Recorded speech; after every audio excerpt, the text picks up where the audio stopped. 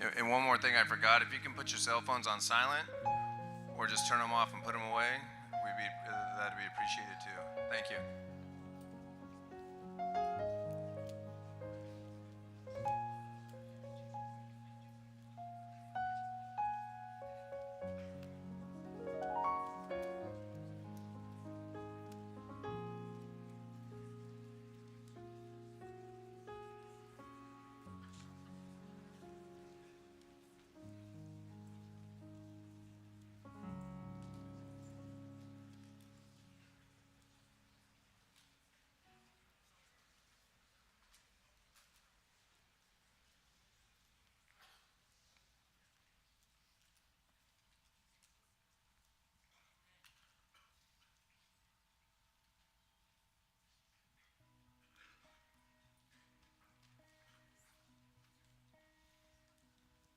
Tell me, what does it look like in heaven? Is it peaceful? Is it free like they say? Does the sun shine bright forever? Have your fears and your pain gone away? 'Cause here on earth it feels like everything good is missing since you left. And here on earth everything's different. There's an emptiness. Oh, I hope you're dancing in the sky, and I hope you're singing in the angel choir, and I hope the angels know what they have. I bet it's so nice up in heaven since you've arrived. Tell me, what do you do up in heaven? Are your days filled with love and light? Is there music? Is there art and adventure? Tell me, are you happy? Are you more alive? 'Cause here on earth it feels like everything good is missing since you left. And here on earth everything's different. There's an emptiness. Oh, I hope you're dancing in the sky. I hope you're singing in the angel choir. And I hope the angels, they know what they have. I bet it's so nice up in heaven since you've arrived. I hope you're dancing in the sky, and I hope you're singing in the angel choir. I hope the angels, oh, they know what they have. I bet it's so nice up in heaven since you've arrived, since you've arrived.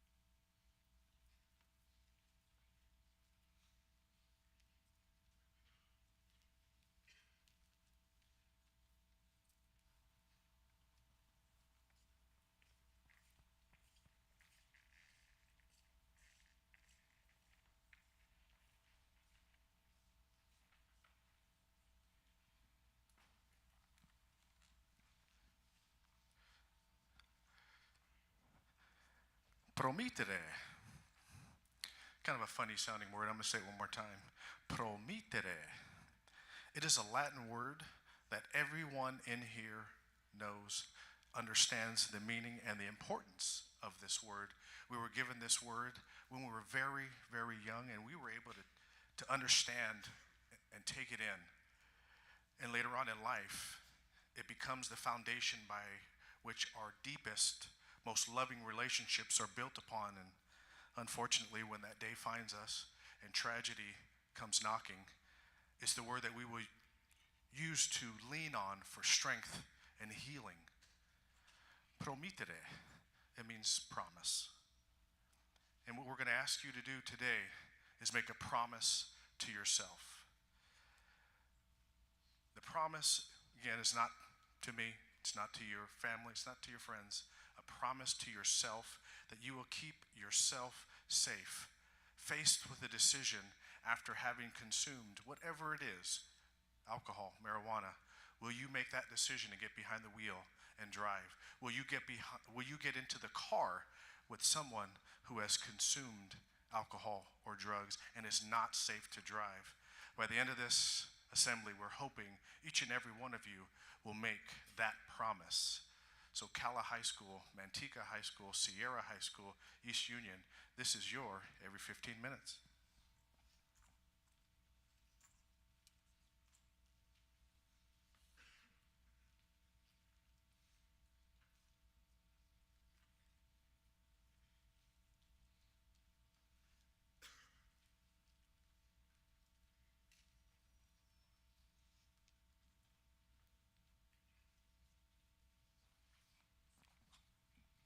Forty-eight 41, Merced 1183.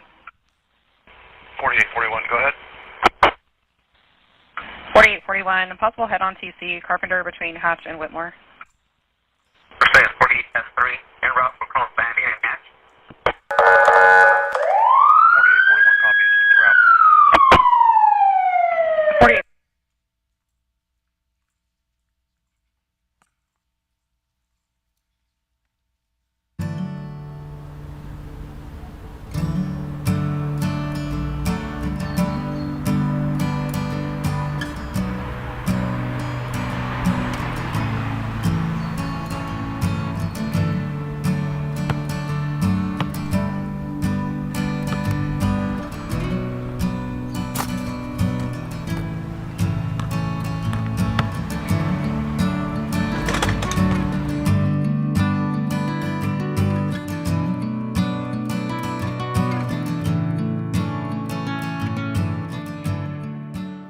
Did you get your honor course? Today I got the PE honor cord. So you excited for graduation? Yeah, it'll be fun. I know, it's coming up so fast. Where are you going? Get something to drink.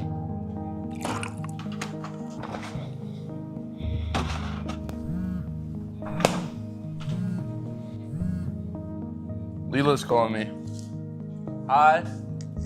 How are you? Good, how are you? Doing good. I just got home. Are you excited for prom this weekend? Yeah, I'm really excited. I think it's gonna be a lot of fun. And guess who will be there? Wait, I'm coming home for your prom because it's your last prom before you come to college with me, so... that's cool. So we can finally get prom pictures. Like, you could take them with me, Mom and Dad. I'm really excited about you guys coming to my prom. You guys want to say hi to Leela? Yeah, come sit down. Hi, honey.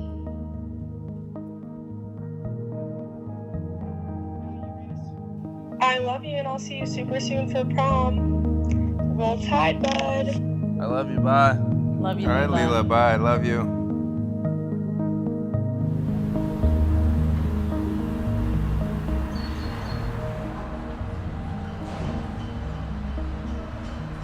Hey, are you ready for the game tonight? Yeah, just my thumb's still a little bit messed up, so I might like have less minutes, so might not be able to play that It'll be much. good though. Yeah. I'm ready for the party tomorrow, though. There's a party tomorrow? Yeah, on Austin Road. Good morning, Kalahai. Prom tickets are still on sale. Get them before Wednesday. Also, make sure your devices are charged tomorrow for testing.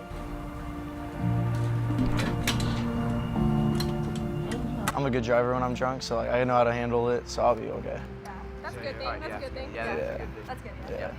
Well, I'm excited for tomorrow. Yeah.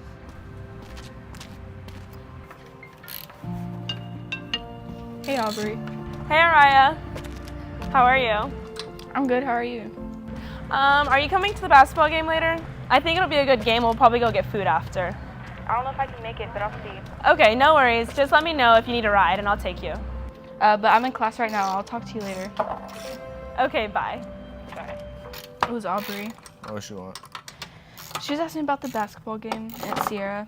You gonna go? I don't know. Did you hear about that party? Where? My friend Xavier, he invited me to it. I was gonna see if you wanted to go. I don't know. I don't know if I really want to go. Are you sure you don't want to go to that party? I don't know. Is there going to be alcohol? Yeah, but I won't drink. You're not going to drink, you promise? I promise I won't drink. Good morning, Sierra High School.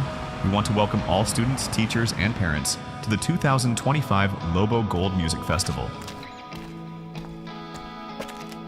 To begin today's ceremony, we'd like to recognize the 246 Lobo Gold students who earned a 4.0 GPA for the spring term. Proud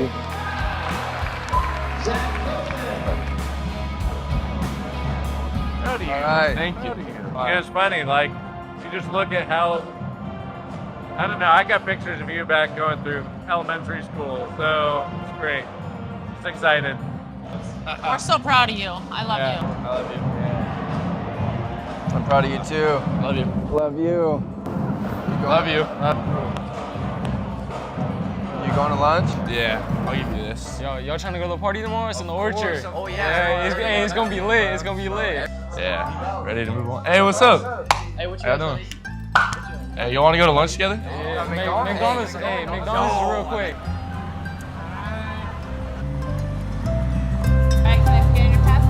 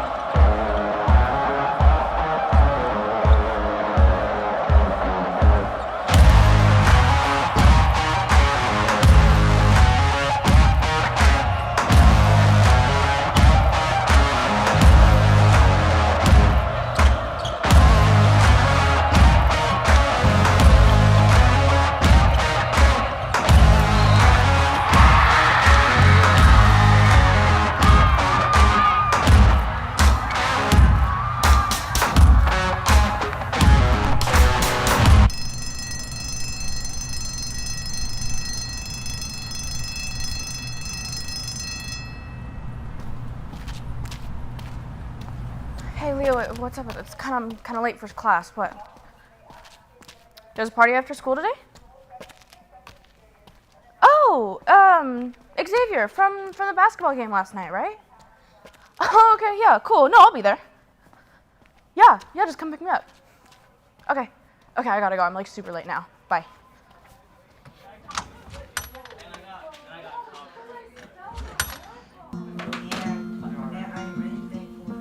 Hey, you forgot about me. Yo, I'm really stuck on this video. You think you can help me real quick? Yeah, I got you. I just got done talking to Ava. Are you gonna come to the party? Probably not today. I'm supposed to go hang out with Collins later. Me, him, Aubrey. I'm just gonna go chill at his house a little bit. But I appreciate the invite. It's gonna be fun. But what's going on with the video? Clear the table, cut the grass, doing all I can of the necessary. I'm done with this game. Let's get in the hot tub, bro. Y'all getting hungry? Yeah, I could go for like some Wingstop right now. I'm thinking something sweet, like a dessert. How about we go to Froyo? Hey, Froyo? I'm down with some froyo. Let's go. Get down with some froyo.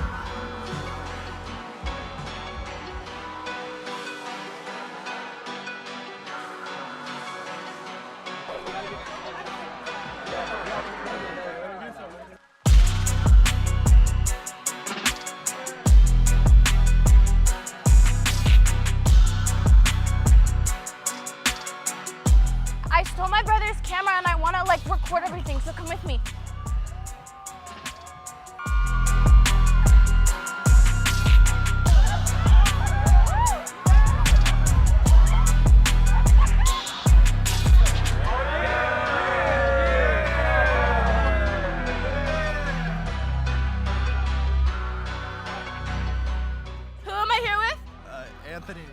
Sophia. And who do you think is gonna get the most litty tonight? I think it's him. I don't know. I think it's Xavier. We'll see. We'll find out. Thank you. You want to go get in the pool? Let's go. We want to jump in? Yeah, I'll jump. Let's go. Let's go.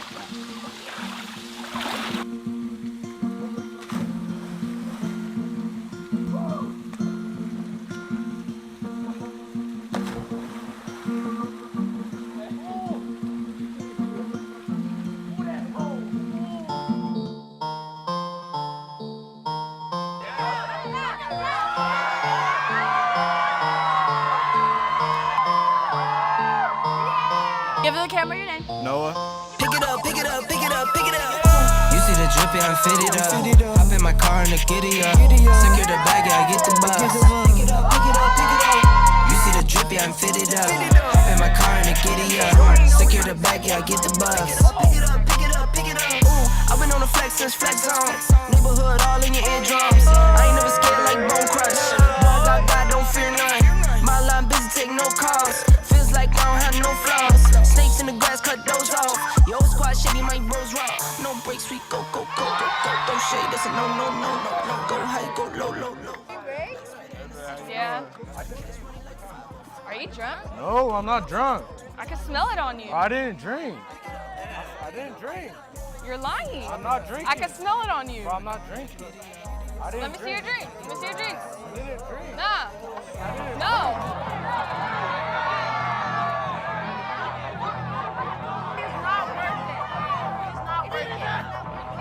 Why you do that? I'm not even drinking. Bro, I'm not even doing nothing, bro.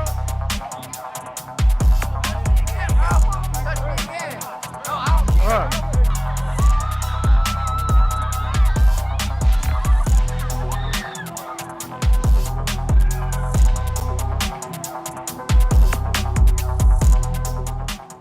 You okay?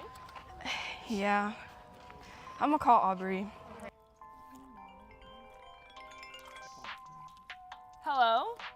Hey, can you pick me up? Me and Noah just got into a fight at the party. You have my location. A fight? Are you okay? Do you need us to come? Okay, we'll be there in 10 minutes. All right, we need to go.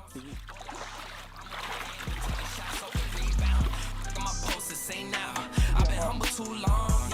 Tell them all to stay calm. Tell them all to move on. My post to say now. They be lost in the sauce. Took a loss, that's your loss. Had to get my point across. Hey, Ryan, here. Are you okay? Are you sure? Try this, bro. He's ready. It don't matter. It don't matter. Just try it. Do you want to go to Froyo with us? Okay.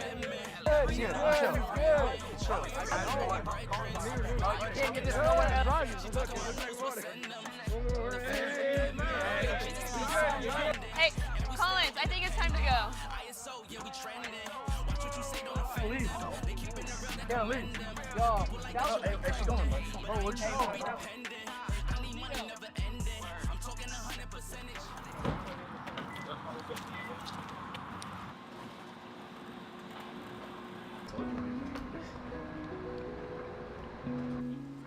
You want a bite? I'm good. Did you see the most recent game? Which one? Bama played today. 3:30. I watched it. BTA. Hey, Xavier just texted me. He's on the way. What? Is Noah with him?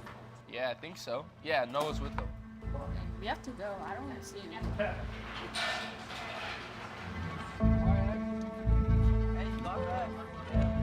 Hey, have a good one, bro. Good job.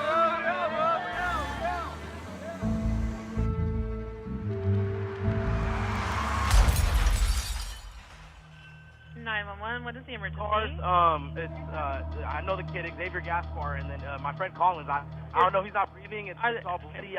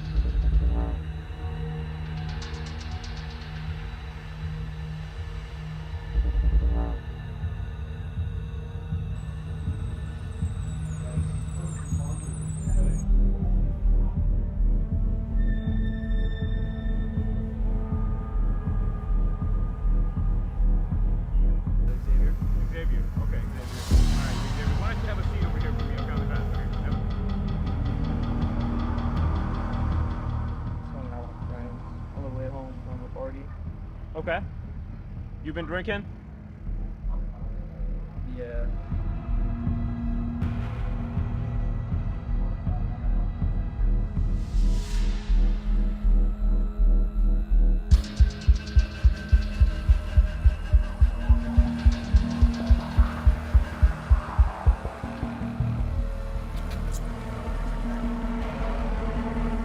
Hayden and Ava. Ava.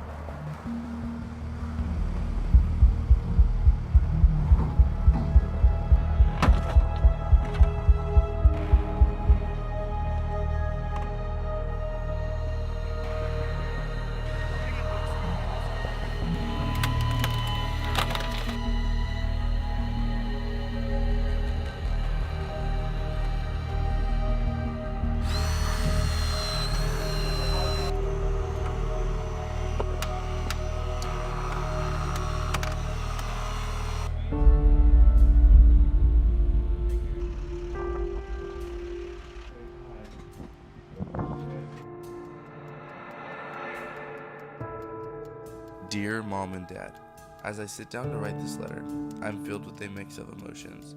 Excitement for the new chapter ahead, but also sadness for leaving behind the people I love the most. I'm going to miss you both so much.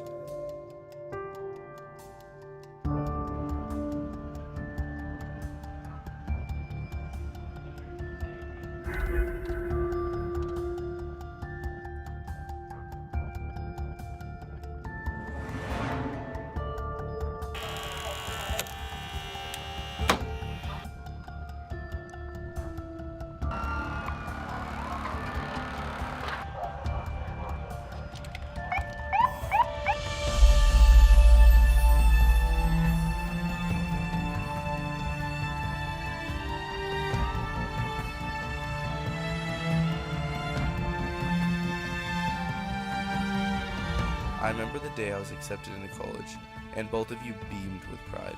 Your support and encouragement meant the world to me. From late night study sessions to family vacations, we've shared so many memories together.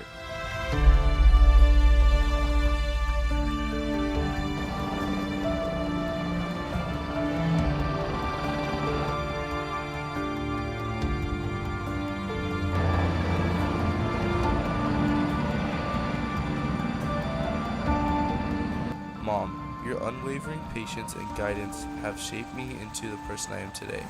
Your selflessness and kindness inspire me to be a better person.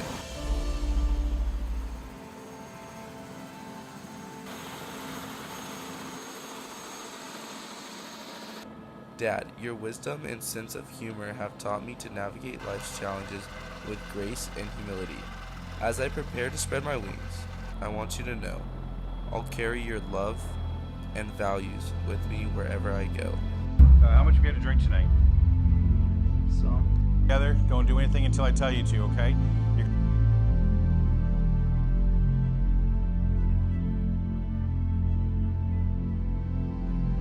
All right, right foot in front of your left foot. Turn around and come back 9 steps.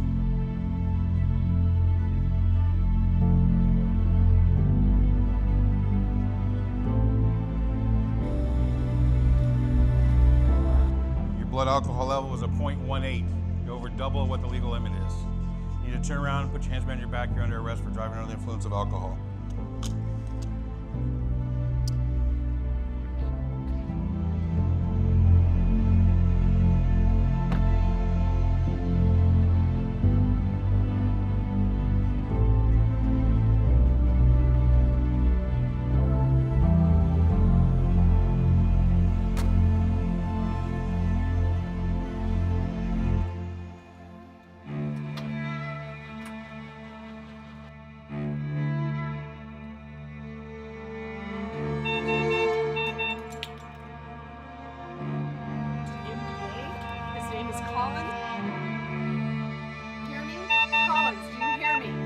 I'll cherish your laughter, tears, and quiet moments we've shared. Your influence has prepared me for this new journey. Thank you for being my rock, my safe place, my haven. I love you both more than words can express. I'll come back home soon, but for now I have to take this step. With all my love, Collins Schluer. Open that blood up. Okay. We have massive head trauma. Massive head trauma. This is a non-survivable injury. Okay, Collins was brought to us today. There had been a serious accident. Some children in another car hit him in his car. Then several had passed on in the other car. Collins came to us and we tried everything. No, please. Oh. I am so sorry. Colin did not make it.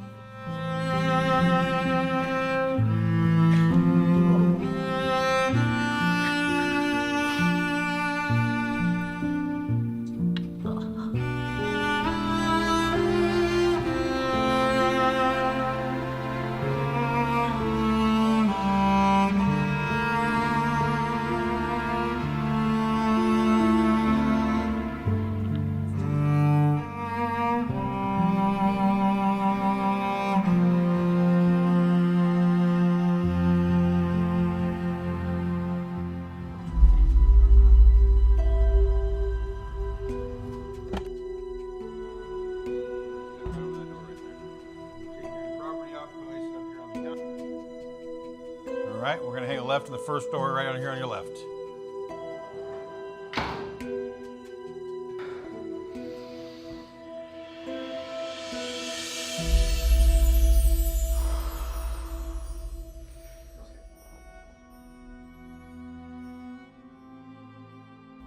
I'm Deputy Lopez with San Joaquin Sheriff's Office. Are you guys the parents of Ava? Well, I'm here to inform you guys that Ava was one of the occupants inside of a vehicle that was involved in a fatal accident. There's 2 vehicles involved, and unfortunately, Ava has passed away. We were able to clean her up. We put her favorite shirt on her, pink shirt. We have her with sheets and blankets. She doesn't have any scraping, anything on her face.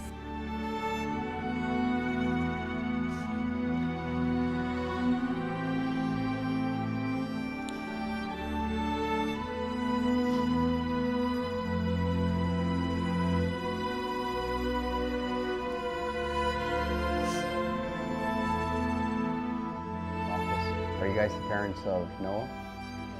I'm here to inform you that unfortunately Noah has passed away.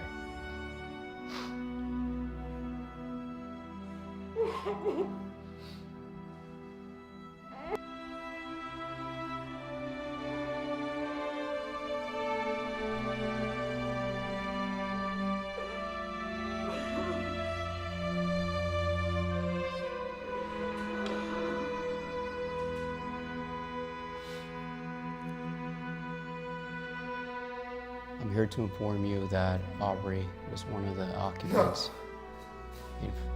that was involved in a fatal accident. She's gone? She has passed away.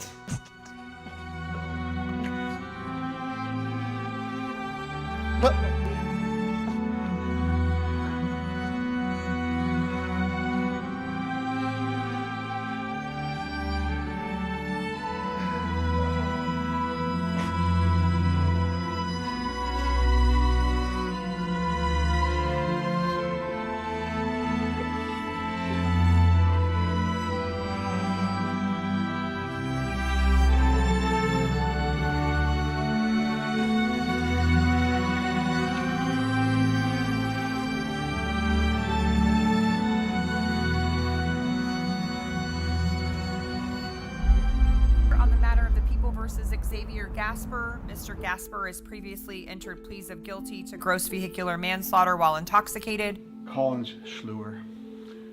Collins was a 3-year varsity sport athlete.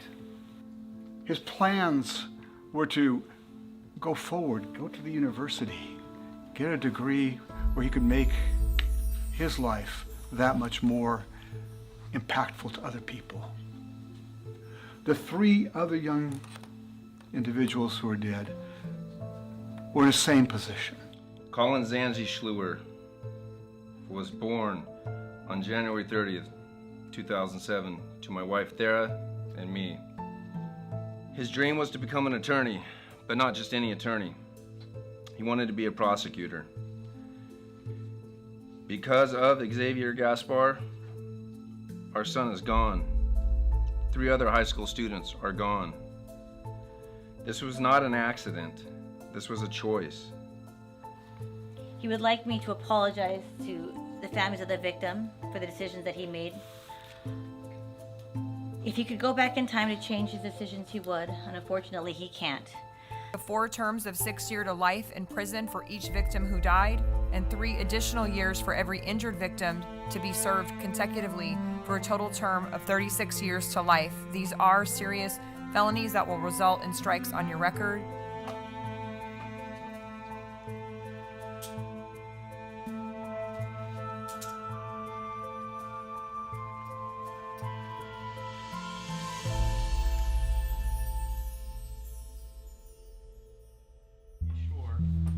Collins was born on January 30th, 2007. Collins was driving home after his final baseball game at Sierra High School. With broken hearts, we share the passing of Hayden Coronado, 17, a Sierra High School student who brought laughter, loyalty, and love into the lives of everyone who knew him.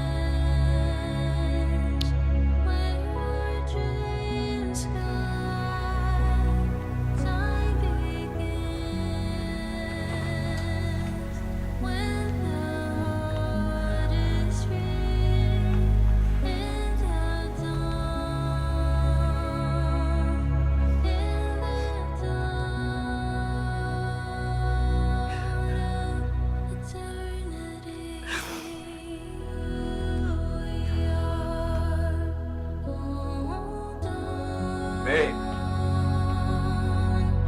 There.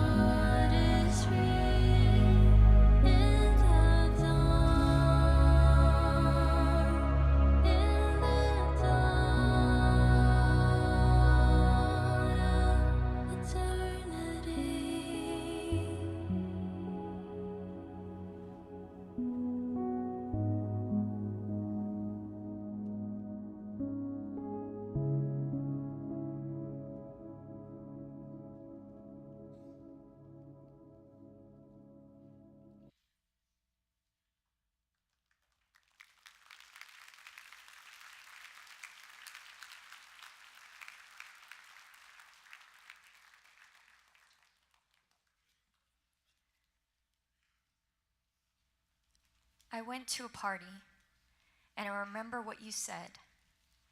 You told me not to drink, Mom, so I had a Sprite instead. I felt proud of myself, the way you said I would, that I didn't drink and drive, though some friends said I should. I made a healthy choice, and your advice to me was right. The party finally ended, and the kids drove out of sight. I got into my car, sure to get home in one piece. I never knew what was coming. Mom, something I expected least. Now I'm lying on the pavement, and I hear the policeman say, the kid that caused this wreck was drunk. Mom, his voice seems far away. My own blood is all around me as I try hard not to cry.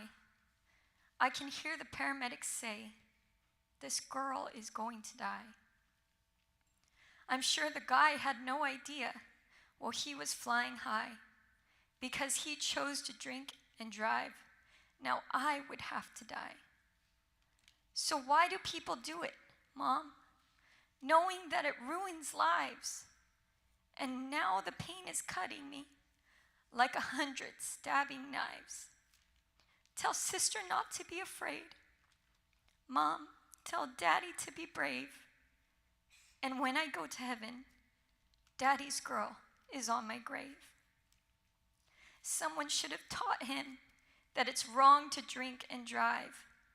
Maybe if his parents had, I'd still be alive. My breath is getting shorter. Mom, I'm getting really scared. These are my final moments, and I am so unprepared. I wish that you could hold me, Mom, as I lie here and die. I wish that I could say, I love you, Mom. So I love you, and goodbye.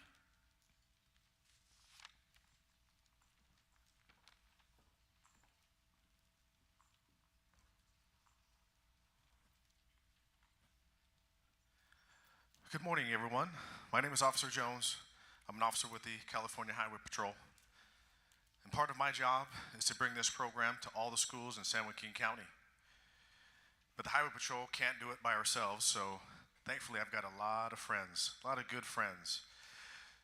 So we call in Manteca PD, Manteca Fire, Manteca Ambulance, San Joaquin County Court System, the Deputy District Attorney's Office, Public Defender's Office, and a host of more to be able to put on a program like this for you to basically talk to you about one thing: choices. The choices that you make don't just affect you. And so let's imagine we're walking through a forest and there's a pond that is as still as can be and the sun is shimmering off it and it looks like glass. It's so still, and you take a rock, you throw it out into the middle of the pond, kerplunk. Well, that kerplunk is the impact of a DUI crash. And what happens around that impact zone is a small circle forms, and it gets bigger and bigger, and then another circle, and it gets bigger and bigger, and then another circle, and another one, and another one. Well, these are the ripple effects of a DUI crash. And the ripple effects of a DUI crash are long-lasting and far-reaching. And so we have some speakers lined up for you today to talk to you about their experiences with DUI. And there are some good ones. First one up to talk about his experience with DUI is Tony Agbayani.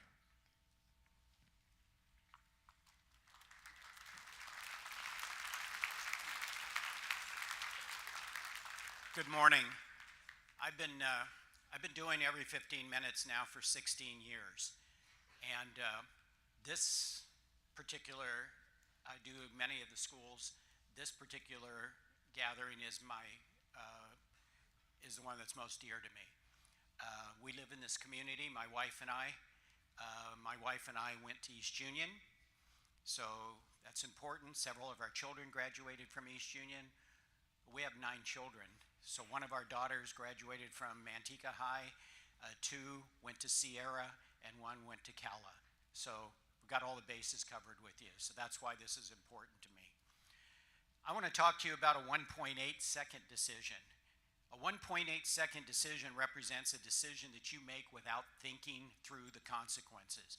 You don't think of what that decision can do. And that is the worst type of decision that you can make. Sometimes it's simple and it can be fixed. It's like you've got a paper due the next day and you sit down and start watching TV and then you realize you've binge watched and it's 10 o'clock at night and you haven't started your paper. You're probably going to be staying up really late that night. That's an easy fix. I'm talking about the kind that you can't fix. And to give you an example, I want to tell you about 2 young men that I encountered in my work. One was named John and one was named Robert. Now, John, I met early in the morning at work. He wanted to be an intern at my office where I work. And he came and he was dressed nicely, tie and a shirt, talked to me about his dreams and hopes that he had to go to college. And I really liked him. I said, yes, we'll take you on as an intern. Later that afternoon, I met Robert. And Robert also had dreams and things like that. But, you know, before I gotta show you. Before I met Robert, I had to put on my uniform.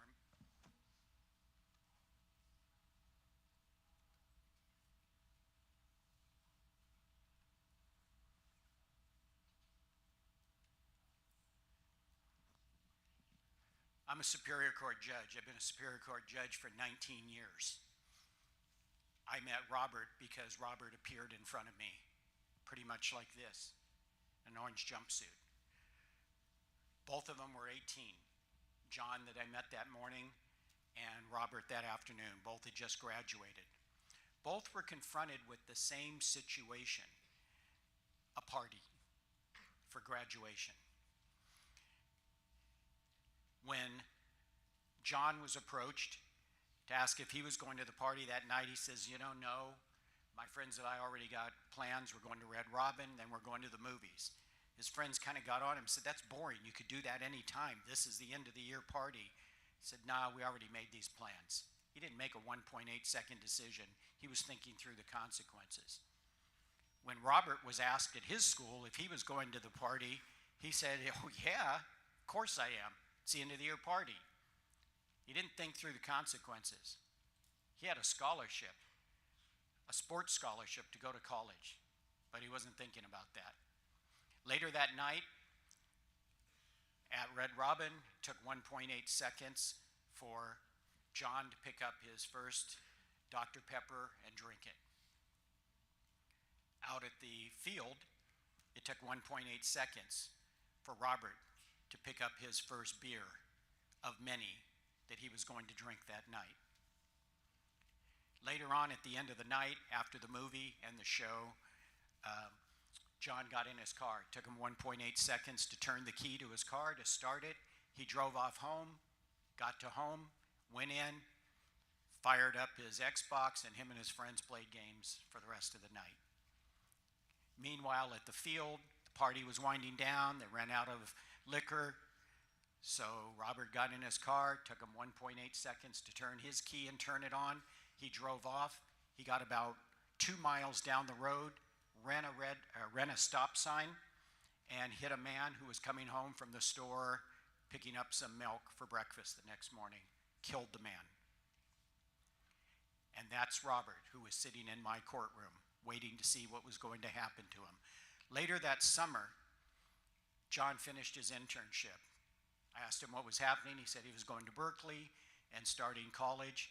And later, he got into his car after packing it. Again, took him 1.8 seconds to turn his key, and he drove off to college to start the rest of his life as his parents waved goodbye to him. Later that summer, Robert entered a plea in my courtroom, and after hearing the victims testify and everybody testify, I sentenced him to 12 years in prison. His parents waved goodbye to him in the courtroom. They're not allowed to hug him. They can't have any physical contact. It took 1.8 seconds for the guard at the prison to put the key in his cell, which is not much bigger than this area where I'm walking right now, where he was going to spend the next 12 years of his life because of a 1.8 second decision. We volunteer and we do this program because, believe it or not, I don't know each of your names, but I care about you. I want to make sure that you do not appear in my courtroom. I said I have 9 children. I have 11 grandchildren. All of their friends think that I'm actually a pretty cool guy, but not if they appear in my courtroom, because the consequences are not going to be good. You know, the reason we do this is because somewhere right now, there's people at a service where the coffin is not empty. Somebody is grieving for their child, their husband, or somebody that died because of the result of somebody making a bad 1.8 second decision, and another parent is grieving because their child is in front of me and they know that they are going to be sentenced to a long period of time. And when they're 18 or younger, I take that home with me. That kills me to have to do it, but I am going to follow the law. So that's why we're asking you to make the right decision. How many of you are 18 already? Raise your hand if you're 18. Okay? Some of you are going to be 18 pretty soon. You probably don't know this, but you have been alive for 567 million seconds. Barring any accident or anything happening to you, you're expected to live at least 1.6 billion more seconds.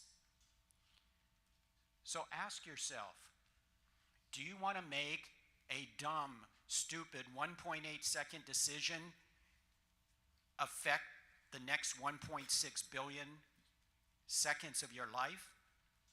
That doesn't make any sense at all.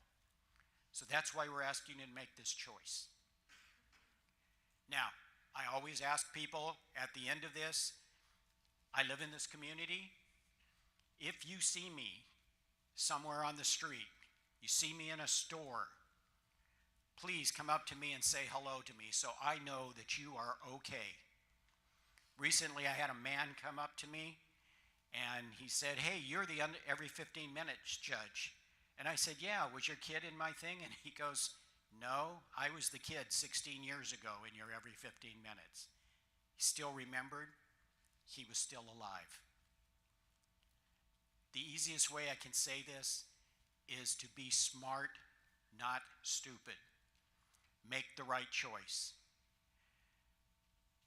Don't make your parents have to see you go off with chains on and know that they're only going to be able to see you on certain days of the month for many years from now, or don't make them come and see you in one of these.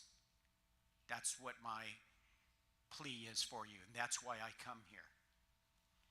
Now, I want to apologize because I'm not going to be able to stay for the rest of this because I have 5 people waiting for me right now at my courthouse, waiting to find out what's going to happen to them today.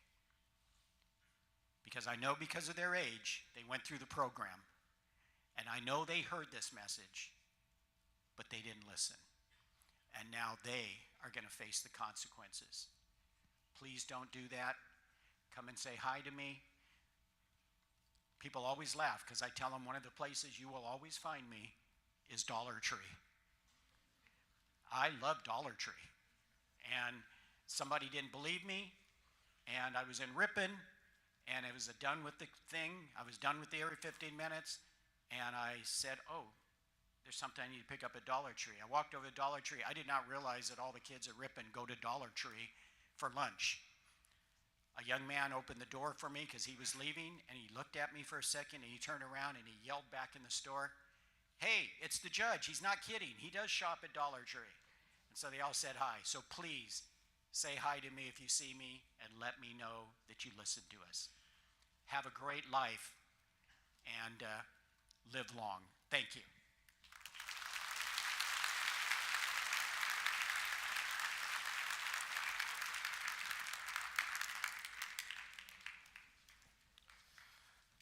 Severe and overwhelming shock or grief. That is the definition of devastation. Devastation. Imagine you're at an event and you experience some success and some fun, and you get into the car to head home and you're riding high on those emotions of the fun you just experienced, the hope of what's to come in the future. And then you come face to face, nose to nose with sheer and utter devastation. To tell her story and her experience with DUI is Miss Dawn Simmons.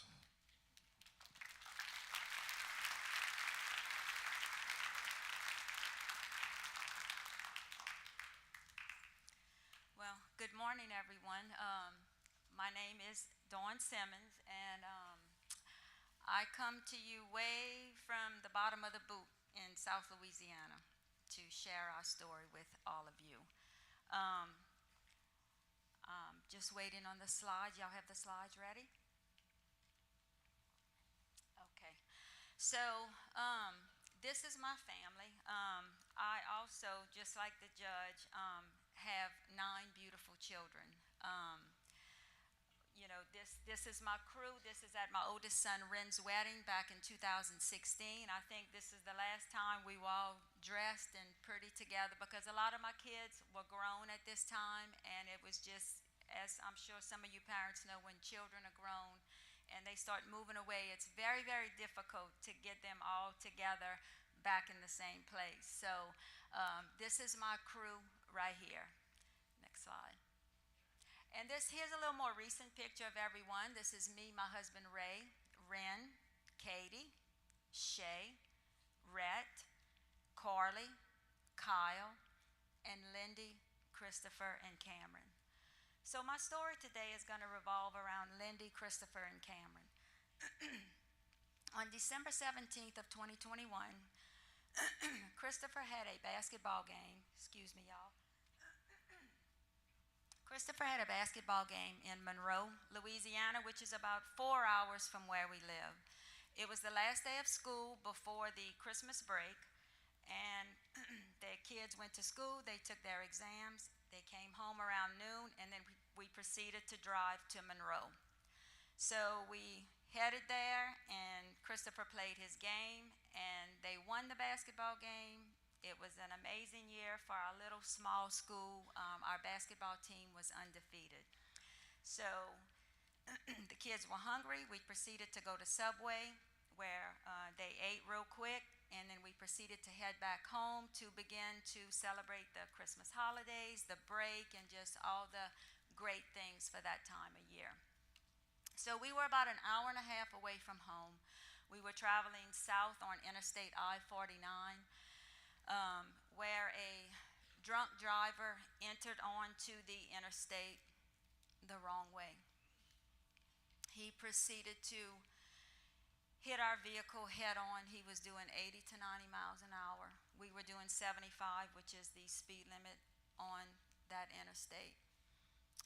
And Lindy, Christopher, and Cameron were all 3 killed that night in that crash.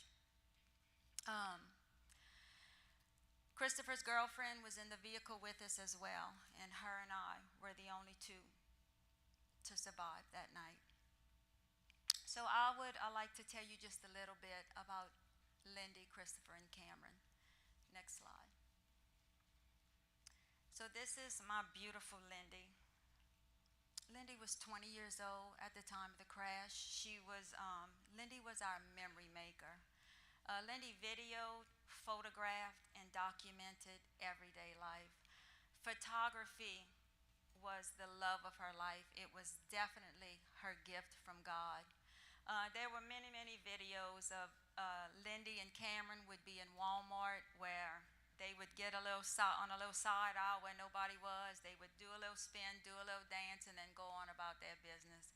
Lindy filmed things like Cameron at the eye doctor. Cameron would be struggling to read the letters, and of course Lindy would be on the down low with her camera filming with her caption, "That girl can't even read this," with a little skeleton head. Just, you know, she filmed not only the big events in life, like weddings and birthdays and graduations, but it's the everyday life that I just hold so near and dear to my heart today, because I get to look back and see how they interacted with each other, and just to hear their little voices, and just being normal, just everyday little siblings, you know. And Christopher always wasn't as willing of a participant as Cameron was, but Lindy usually had her way with him. Lindy was the most bougie girl I have ever been around, but she was also the most broke girl I've ever been around. So I don't really know how she quite pulled that off all the time, but her nails were always done, her hair was always highlighted, and she had just all the things, but somehow she managed to pull everything off. Lindy, at the time of the crash, she was a sophomore at Nicholls State University, and she, at the time, was she was getting a degree in marketing. After the funerals and after everything, the president of the university had came to the funeral, And he said, I have never seen so much talent and creativity in a young lady in all my life. Lindy was just overflowing with creativity. She was just had an eye to see things. She could take a picture and it would be just the blandest background, but she had just a beautiful, beautiful way of bringing so much beauty out of just the normal picture. She was just truly, truly talented. She had just landed her dream job at Nicholls State University as the campus photographer. She was hired in that position in November of 21. She was supposed to start that position in January of 22, but unfortunately, that day never came for her. Lindy was homecoming queen her senior year. Lindy loved life and she lived it to the absolute fullest. I miss every single thing about my beautiful Lindy. She loved Kendra Scott jewelry.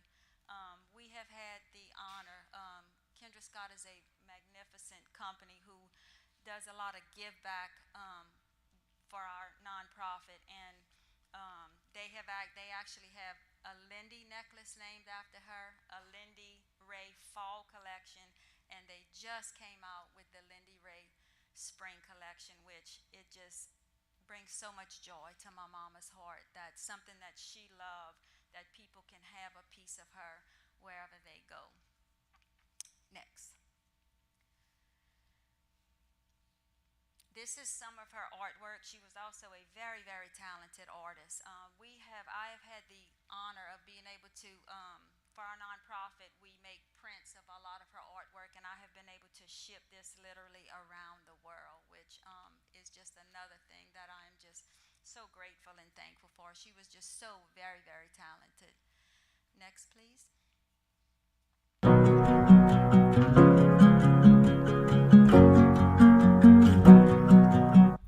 It feels like I'm drifting away from pictures of my younger days. And even though nothing's the same, her legacy never fades. Dusty albums stored for years, journals kept to avoid her fears. It started when she looked through the lens of a camera. Oh, little mama, who's in the coma? Who's gonna make you the star of the drama? Oh, little brother, who gonna love you? Who gonna make you remember the summer?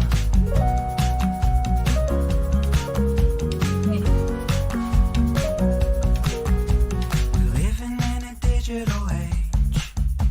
The kids are playing video games. The photographs never get framed, and nothing is quite the same. Acadiana Christian School Homecoming Queen for 2019 is Lindy Simmons. Even though nothing's the same, her legacy never fades. This is how we always remember. This is how we never forget. It started when she looked through the lens of a camera.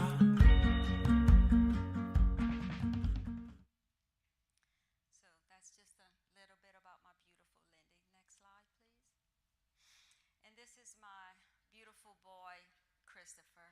Christopher was a remarkable young man. Christopher was well on his way to being valedictorian of his class. He was just, just very dedicated and committed to his, he just had such a, very, very academically inclined. He was striving to make a 32 on his ACT test. At the time of the crash, his highest score was a 26.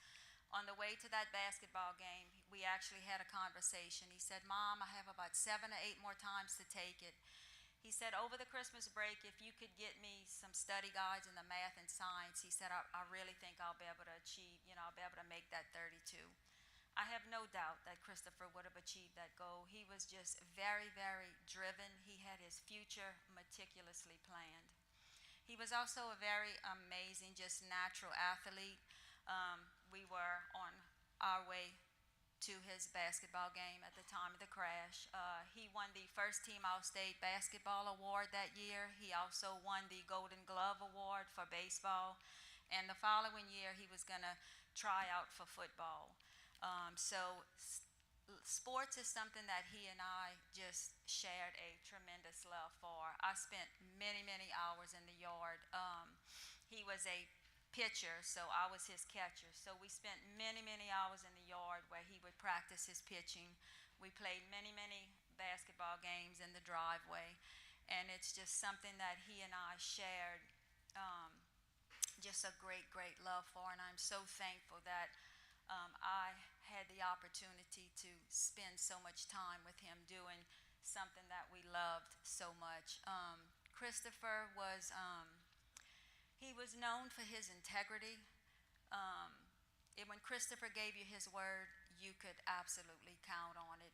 He wanted to go to college to be a software engineer. He wanted to follow in his brother Ren's footsteps. He had already began to take coding classes and just put in all the work that he would have needed to be able to succeed at what he had set his mind to. He was just, he never left the house without saying, "Mom, I love you."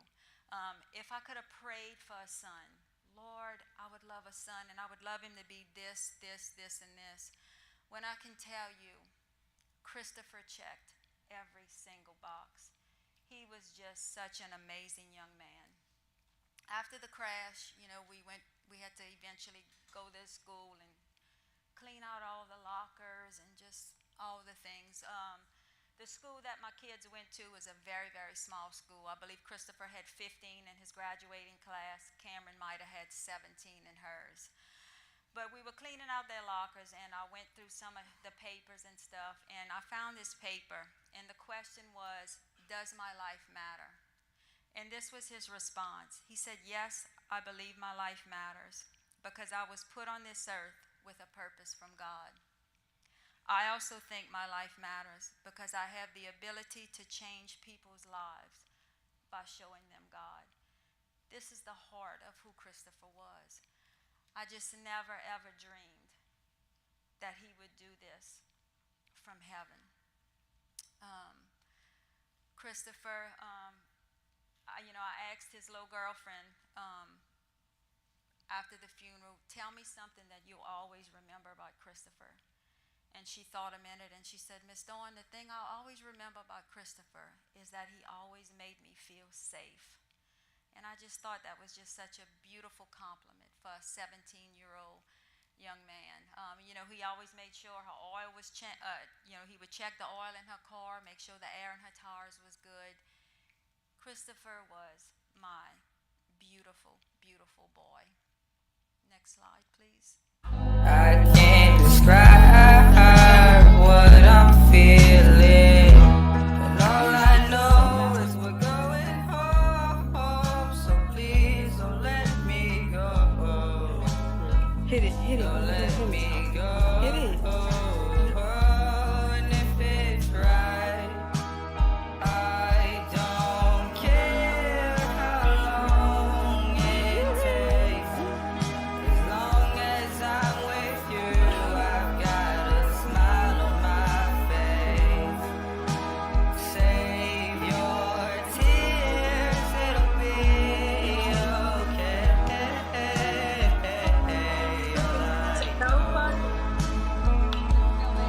Go off Here with me.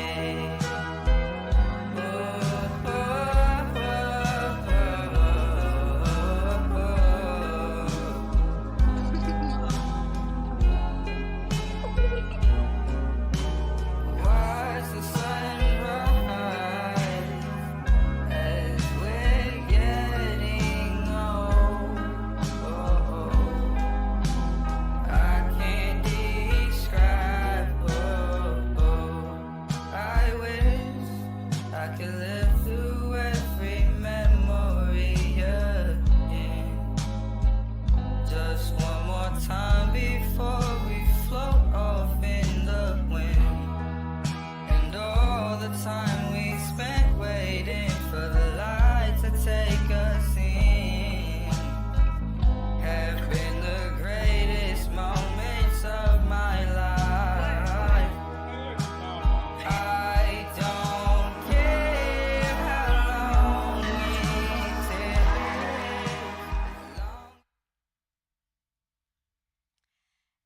This is my baby girl, Cameron. Cameron was 15 years old at the time of the crash. She was 41 days short from her 16th birthday, 41 days short from getting her driver's license. Cameron was the kindest child I've ever had the privilege of raising. She had such empathy for people. A lot of times we'd be leaving Walmart and, somebody needed a little helping hand or something. If I didn't have money in my purse, she would say, "Mom, go to the money machine." Her little heart just couldn't handle that there were people in need and that if we were able to do something to help them, like she just couldn't fathom that, we wouldn't do anything to help them. She just had a beautiful, beautiful heart. She had her driver's permit, so we did a lot of practice driving that year. So a lot of times I'd get home from work and she'd say, Mom, let's go practice drive. So we'd hop in the car, we'd put our seatbelts on, she'd put her little playlist in.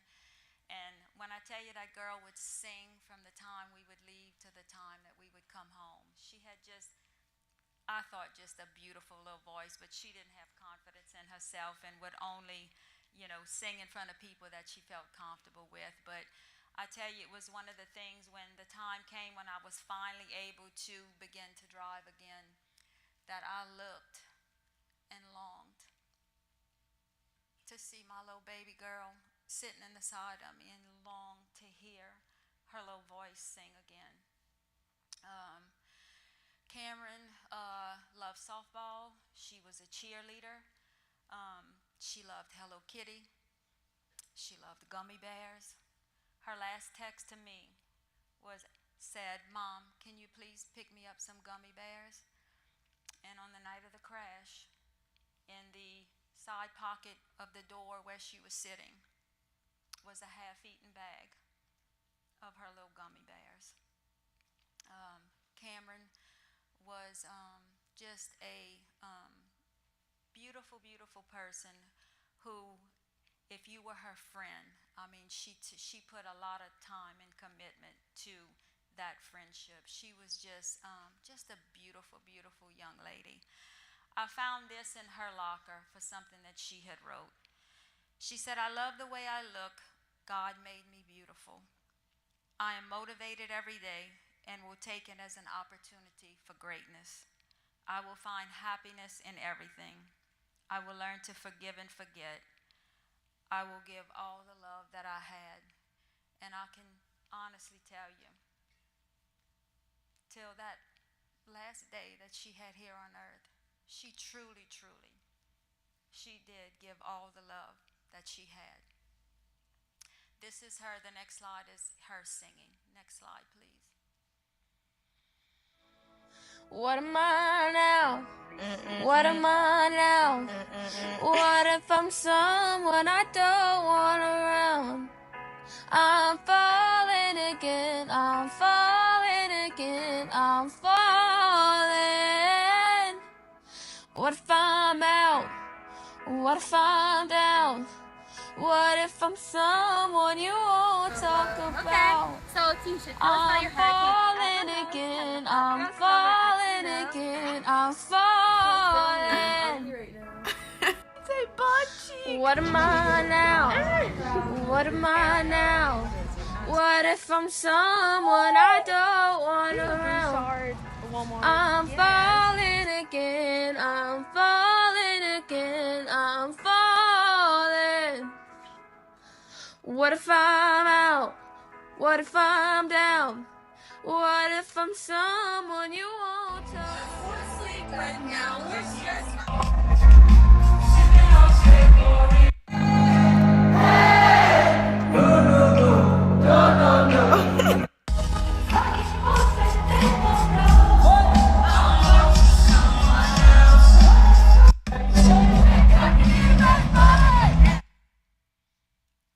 Next slide, please. That was her favorite album. She loved 21 Pilots. So this is the night of the crash. These are some text messages between my oldest daughter, Katie, and her best friend. So the night of the crash occurred at 9:01 p.m. that night. My husband got a phone call around 10:15 that night, and he has a certain ringtone for my call. So he got that ringtone, and he thought it was me, but it was a paramedic. and he said, I am calling to let you know that your wife has been in a really bad crash. She is in critical condition, but we have her stable enough to go to Lafayette General, which is our nearest trauma center. Please meet us there. And he said, okay. He said, but what about my kids? He said, all I have is your wife. I don't have any information on your kids. Just please get to the hospital. So he said, okay. So he called my oldest daughter, Katie, and at the time I had 2 sons that still lived near us. So he called them, and everybody met at the hospital. So while Katie was just driving up at the hospital, my son and my husband were frantically running to her car, and she said, what is it? They said, we just saw on Facebook that there was a crash on I-49 and that there were 2 fatalities. Well, in Katie's mind, she's thinking that if I'm okay, that surely these young kids, I mean, they may be injured, but surely they're okay. So she was, in denial that anything would have happened to them from the beginning. That was just her mindset. So she told her husband, go park the car. They went into the emergency room. They said, do y'all have a Dawn Simmons here? Yes. Do you have a Marissa Darby? Yes. Do you have a Lindy Christopher and Cameron Simmons? No, we don't have anybody by that name. She said, well, what do you mean? Like, they were all in the same crash together. Like, where are they? Because in her mind, she's wanting to get to these kids because she doesn't want them to be alone anywhere. She wants to let them know that, somebody in the family's here and that she wanted to be with them. So in the meantime, there was a police officer that was overhearing the conversation, and he said, look, I don't have any information on where the kids might be. He said, but my best bet is that maybe en route to Lafayette General, maybe one of them, something might have happened and they had to detour to the nearest hospital to be able to get them stable and then to be able to get them to the trauma center. He said, my best bet would be for you to go to a hospital called Opelousas General. She said, I called there, they don't have them.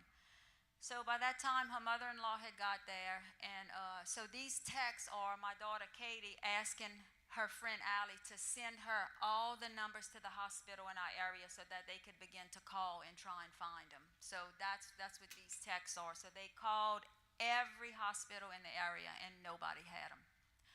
So then that's when the police officer told her that. So her mother-in-law said, well, why don't y'all just go, let's just go. Your family's here. If they found out any information, they can let you know. So they proceeded to go to Opelousas General. So on the way there, she called and she said, look, I know y'all said y'all don't have a Lindy Christopher or Cameron Simmons, but do y'all have any children that were brought there tonight?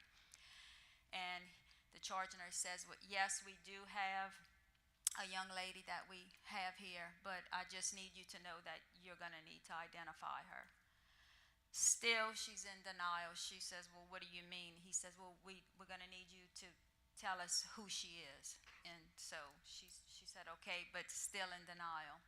So they got to the hospital, and also on that ride, they had also had another Facebook post saying that there were 2 fatalities in a crash on I-49.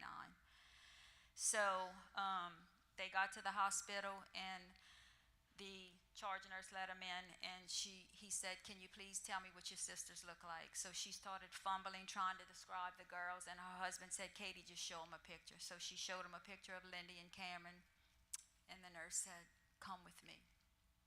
So it was at that time that she had the true reality that they had lost one of the girls. Also in that report, they had said it was the young blonde driver. So in her mind, she's thinking that, if anything, that it was Lindy, because Lindy was the one who probably would have drove for me more than Cameron, because Cameron just had her permit. And Lindy drove for me a lot. So they walk to the back, and they bring her to a little room. They get in this room, and there's a body in a white body bag.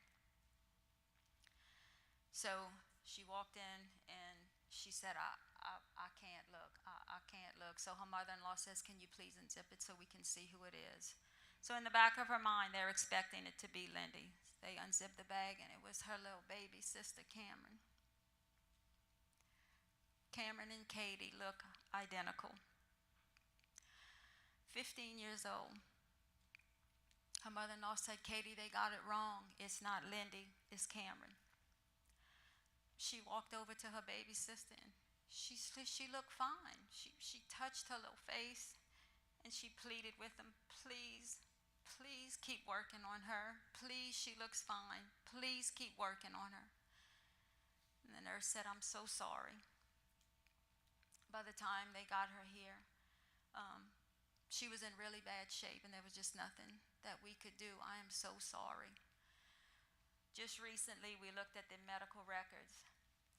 Cameron arrived at Opelousas General at 10:29 p.m. that night, and they pronounced her dead at 10:33. 4 minutes. 4 minutes. She was in really, really bad shape. She had all 4 limbs were broken. She had cervical injuries and she had internal injuries. She was fighting for her life on that ambulance drive, and they had given her several EpiPen shots or whatever it is that they use to restart your heart, but she was only at the hospital for 4 minutes. So my daughter, they said, you're going to have to, fill out the information on your sister. And she said, well, what about my siblings? Please help me find them because I just don't want them to be alone. So he said, okay, let me go see what I can find out. He went out the room. About 5 minutes later, he comes back in. He says, I think I found your brother. She said, oh, thank God. She said, at least he's okay. She said, well, I know he's not okay. She said, but at least he's alive. And the nurse did. He said, your brother's at Bunkie General. When you leave here, we're going to need you to go there to identify him as well. Christopher was at a hospital named Bunkie General, which was in the opposite direction because we were right in the middle of 2 major trauma centers.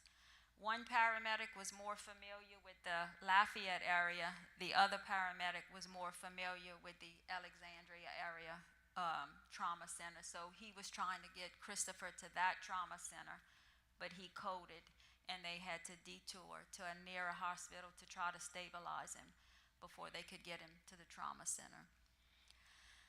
She said, well, what about my sister, my other sister? I need to be with her.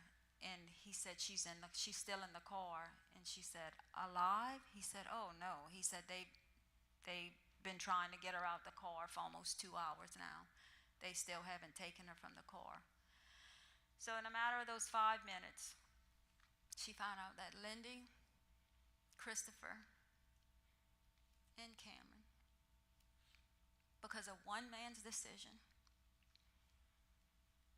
were all killed that night. You can go to the next one. And the next one. So this is a picture of my car. This is actually on the scene. The drunk driver was doing 80 to 90 miles an hour. We were doing 75, like I said, which is the speed limit on I-49. He was 3 times the legal limit and in his underwear. You know, a vehicle is a very heavy, heavy piece of machinery. You can kill someone in it, and someone can kill you. There are decisions that have to be made beforehand. You have to make these decisions beforehand, and you cannot detour from them. You cannot drink and drive. When I tell you there is nothing worth this, this has changed every area of our life in every way. You can still see the Subway cups in our car. Lindy was driving. Lindy was killed instantly. Cameron was pronounced dead at 10:33 that night. And Christopher took his last breath at 11:06 that night. Me and Marissa were the only 2 to survive that crash. Next slide.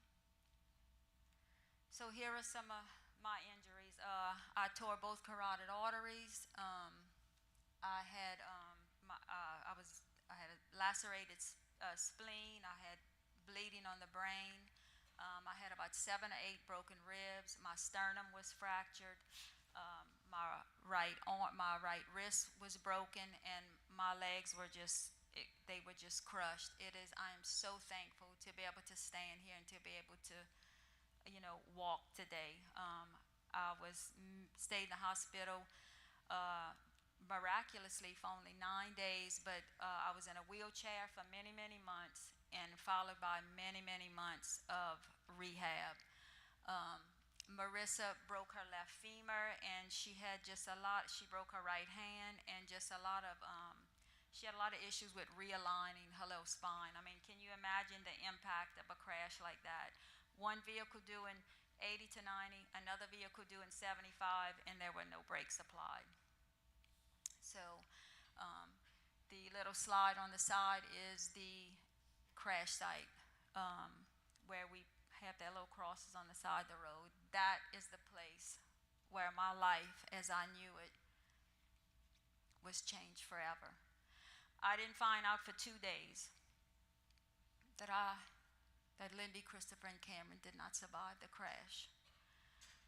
My family had a plan to tell me the crash was on a Friday. My family had a plan to tell me on the Monday because they were waiting for my children to fly in. But I had my first surgery on one of my legs on a Sunday.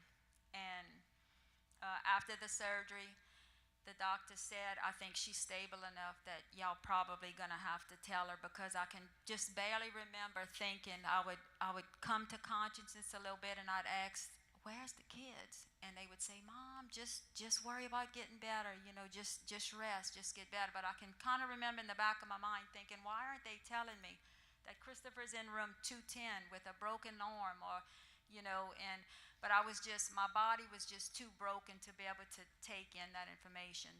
So on the Sunday after my first surgery, my daughter Katie came to see me for the first time, because she was the one who took on,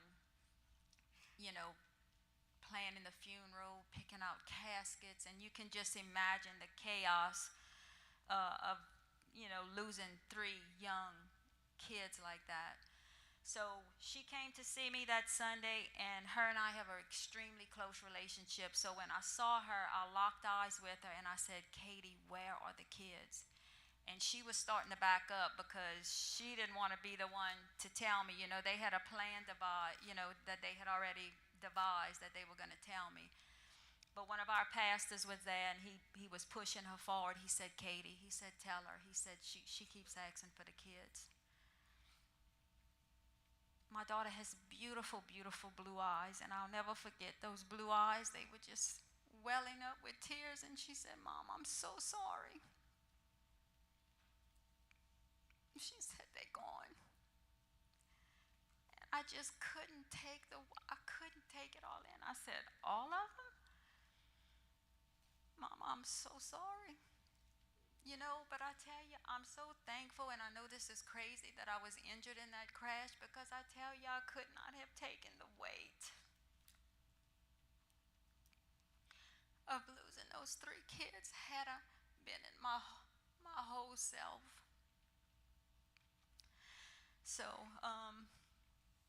it was such a horrible, horrible experience. Next slide, please.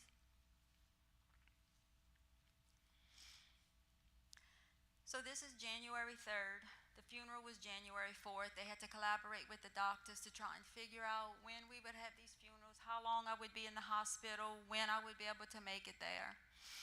So this is January 3rd. This is the private viewing the day before the funeral.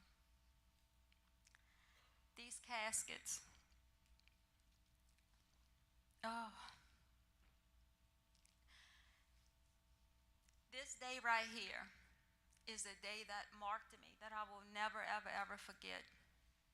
I need each and every one of you to think of 3 people who you love, 3 people who you do life with, 3 people who you talk to every day, 3 people who just have your back.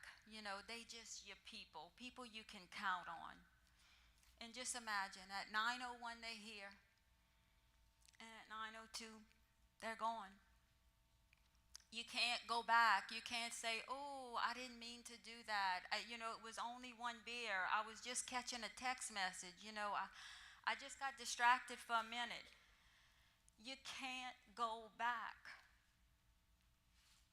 Trust me, if you could go back, I would have went back and changed what happened that night 1,000 times. I would have given my life for these kids in a second, but it didn't work out that way. In that wheelchair behind those closed doors, waiting for the funeral director to come and open the doors so that I could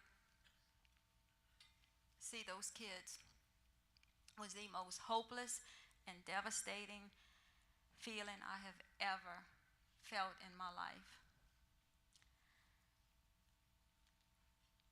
Seeing those kids in those caskets, 3 beautiful kids who had just such a promising future ahead of them. They had their plans, they had their colleges picked out, they had their futures planned, all taken away because of one man's decision, one selfish decision. The man who did this to my kids was 54 years old. It was his first DUI.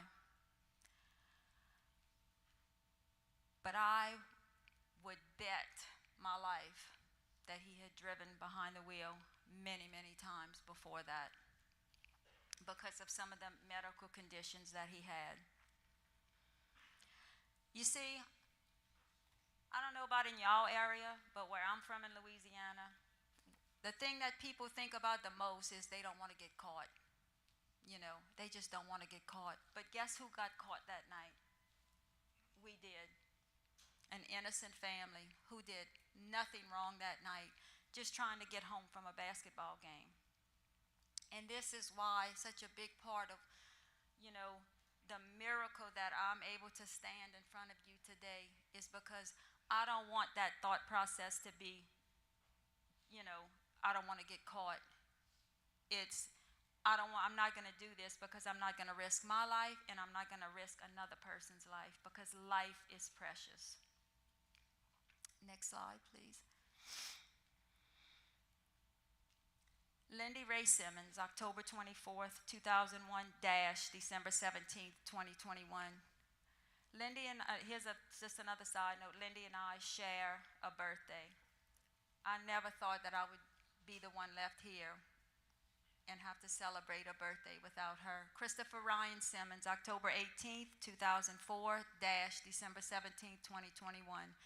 Cameron Claire Simmons, January 27th, 2006, December 17th, 2021. I just want to briefly talk about the dash. The dash is what each and every one of us are living now. The dash is where we begin to build our legacy, begin to make decisions that alter our lives, where we begin to build legacy. John Lundy is the man who killed my kids. You know what his legacy is? His legacy is a drunken murderer.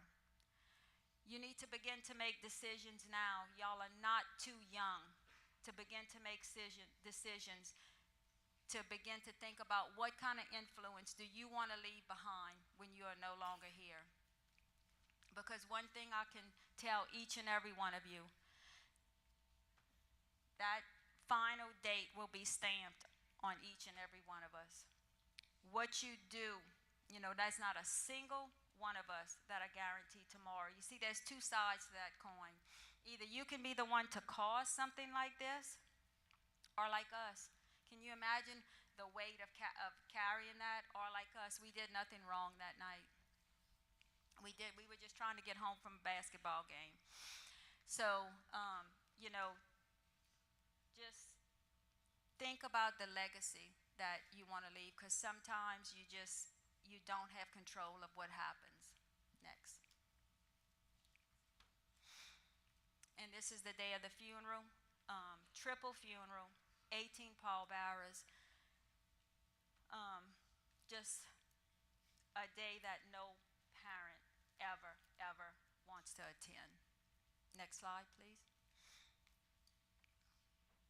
And this is their resting place. This is where I spend many hours. I keep a grave cleaning kit in my car and go there often. Again, a place where no parent should go.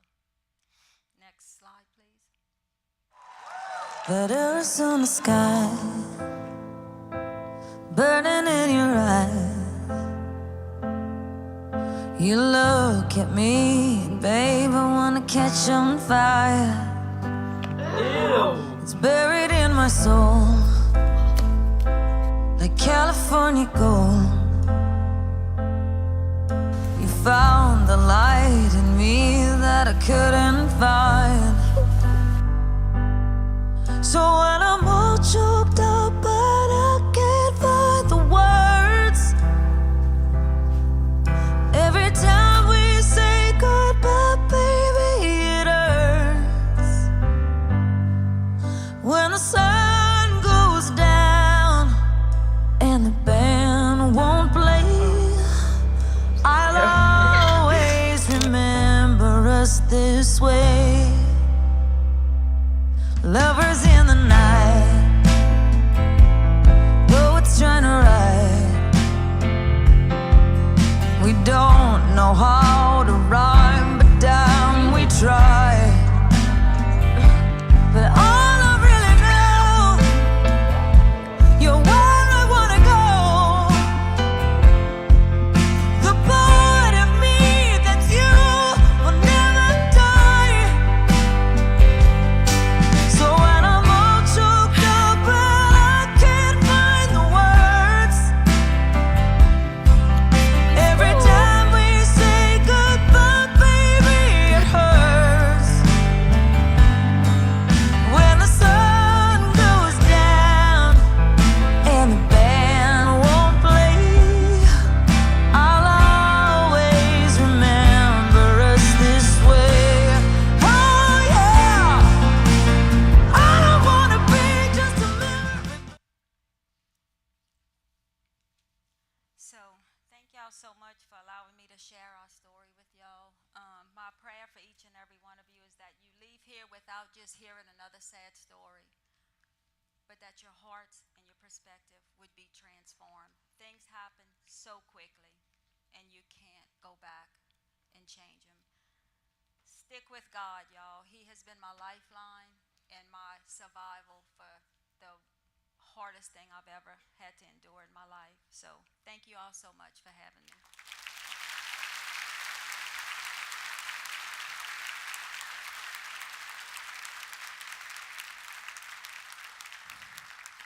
I had the pleasure of speaking with her before this, and very humble woman. One of the things she didn't tell you about Christopher is as they played basketball, she said she won every single game. She was undefeated against. So we heard from the judge and we heard the tragedy that struck that family. What happens if you were involved in a DUI crash and you lived? It was a devastating head-on crash, much like that, but you came out of it alive. What would life be like?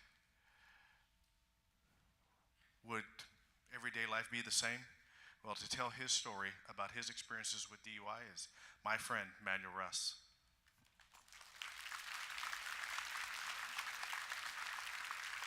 '4841, Merced 1183. 4841, go ahead. 4841, possible head-on TC, Carpenter between Hatch and Whitmore. Merced 4810-3, en route for Cross Banding and Hatch. 4841 copies, en route. 4841, Merced. 41, go ahead. 4841, Person County, the SOS 97, a fire still en route. 3 parties are pinned in one vehicle and 1 pinned in the other. Both lanes are 1125. Oh, damn. Hemorrhaging. ¿Estás bien? Ahorita llegan. Ahí nomás quédate. Ahorita ya van a llegar.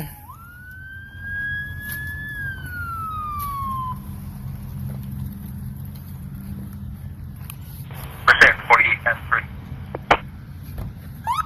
48S3, go ahead. No, he's all. Plan for 1022 bullet for patients on scene. Need to roll flatbed evidence for examining fire. Sonny, it's your truck. Plan 48S3. 48L has been notified and also requesting 2 more units. 48S3, copy. 48L was notified and you're requesting 2 additional units. Hey, brother, just stay right there, man. Try not to get out. You might hurt yourself more. 41, go ahead. 66758 Union 1 to E-towing. 94 red Chevy Silverado pickup, 2 plates for evidence. Copy. 66758 Union 1 to E-tow. 94 red Chevy Silverado pickup, 2 plates for evidence. Copy. Cat 1's going to be following the tow to the yard. So yes, but just be advised we're at 115 and it's going to be 1180 traffic collision. It's 10-4, copy. Yeah, 11015 is going to be 1180. 4841 information. 4841, go ahead. 4841, we have Memorial Landline advising their party is likely going to 44.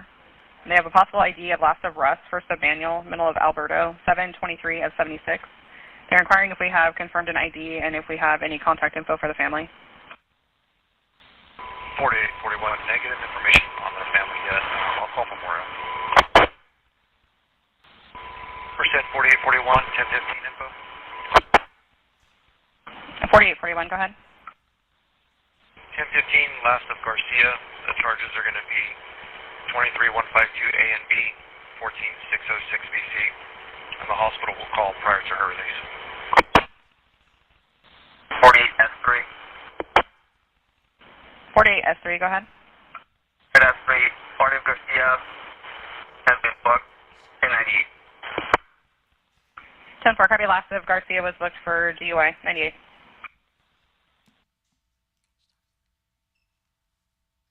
Good morning, everybody. At this time, can I have everybody do me a big favor and close your eyes, please? Now I want everybody to imagine and picture your everyday morning routine. What is it you do every day when you start your day? You get up, get ready, text your friends, check your social media, whatever it is you do every day, picture it. Now I want you to imagine, or actually, before you leave your house, do you tell your loved ones you love them? Do you remember what they were wearing? Do you remember their smile? Can you see it? Now imagine waking up from a coma, looking into exactly what you're looking into right now. Pitch and total darkness. Now can anybody do me a favor and open your eyes, please? You see, I am a living testimony and literally a walking miracle. So let me take you guys back to my everyday morning routine, particularly the morning that I died 3 times. See, my everyday morning routine was this. I used to wake up about 10, 20 minutes before my alarm used to go off for work. My daughter used to sneak in the room every night, knowing that I would wake her up and tell her to sleep on my side of the bed. Well, I used to always wake her up and tell her to sleep on my side of the bed, and she used to always wake up, and her smile always started with her eyes. Her eyes just glow, light up, followed with a big, beautiful, cheesy smile. I remember I told her, "Baby girl, why don't you sleep on my side of the bed, baby?" And she said, "Okay, Daddy, I love you." I told her, "I love you too, baby girl. I see you after work." Now, I remind you, that was the very last time I've ever got to see my daughter's beautiful face. So I go on my wife's side of the bed, and I wake her up and told her I'm headed to work now. And she said, "All right, babe, I love you." I told her, "I love you too, babe." She says, "Be safe." I told her, "Always." That was the last time I've ever got to see my wife's beautiful smile. As this incident left me completely blind, all I see now is pitch black. But before I go forward, that was my morning routine. Before I go forward, this person ran in my oldest son's circle, so I know this person was headed back to a memory of life, to somebody they lost a week prior due to a DUI driver. But See, this person's back row happened to be my main way to work. And I remember seeing this person swerving to my lane. I didn't think nothing of it because I figured they were probably headed to work or come home from work, being that it was about 4:45, 4:50 a.m. on a Tuesday morning. So as we got closer, I remember they swerved into my lane again. As you can tell, I didn't get out the way in time. The estimated speed was 90-mile-an-hour head-on collision. And I don't know if my pickup truck was flipping. I don't know what my truck was doing, but I know I was being jerked around in my truck. Luckily, I had my seatbelt on. Now, when it came to a stop, I remember saying to myself, man, I'm in a bad wreck. I gotta help the people under the car. Man, what if they have babies? I started panicking a little bit. I was trying to get out because I needed to help the babies. I needed to get out and help the people under the car. And then it hit me. My son used to go to work with me sometimes, and because I was a truck driver. So I remember looking to the right side, to the passenger side, and couldn't see him, and I was yelling his name. I was screaming for him in my head. He wasn't answering me. Now, it took fire departments 45 minutes with the jaws of life to get me out of my pickup truck, but I don't remember none of that. Now, I died twice in the ambulance and once at the hospital, but I remember being in the hospital, feeling my wife's hands on my chest and her telling me, baby, you're gonna be okay. Let them do their jobs. You're gonna be fine. But the crazy thing is this, her day hasn't even started yet. Her morning routine hasn't started yet because she was still at home sleeping, having no clue I was in this incident. But when her day started, she took my kids to school, elementary school, junior high, high school. And when she got home, she had 2 officers show up at the house, and they asked if she knew me. And she said the officers wouldn't look at her in her eyes. All they kept doing was looking down. And the reason being, in the video, you heard that the hospital was saying I was gonna likely to 44. So that's code, 1144 is code that I was gonna die. So they told her to get to the hospital ASAP. She had my kids picked up from school. Now, it took 32 pints of blood, 52 pints of blood in all, to help one of the many reasons of saving my life. I had a brain bleed in a part of my brain that was non-surgical. I now have a scar in that part of my brain. I'm now susceptible to seizures. Now, when they let her go back there, I had 12-hour surgeries, emergency surgeries. When they let her go back to the back with my 2 oldest kids, the way they described me is this. They were able to see the indentions of my bones sticking out of my body through the hospital blankets that they had my body covered with. They were able to see the blood seeping through the blankets.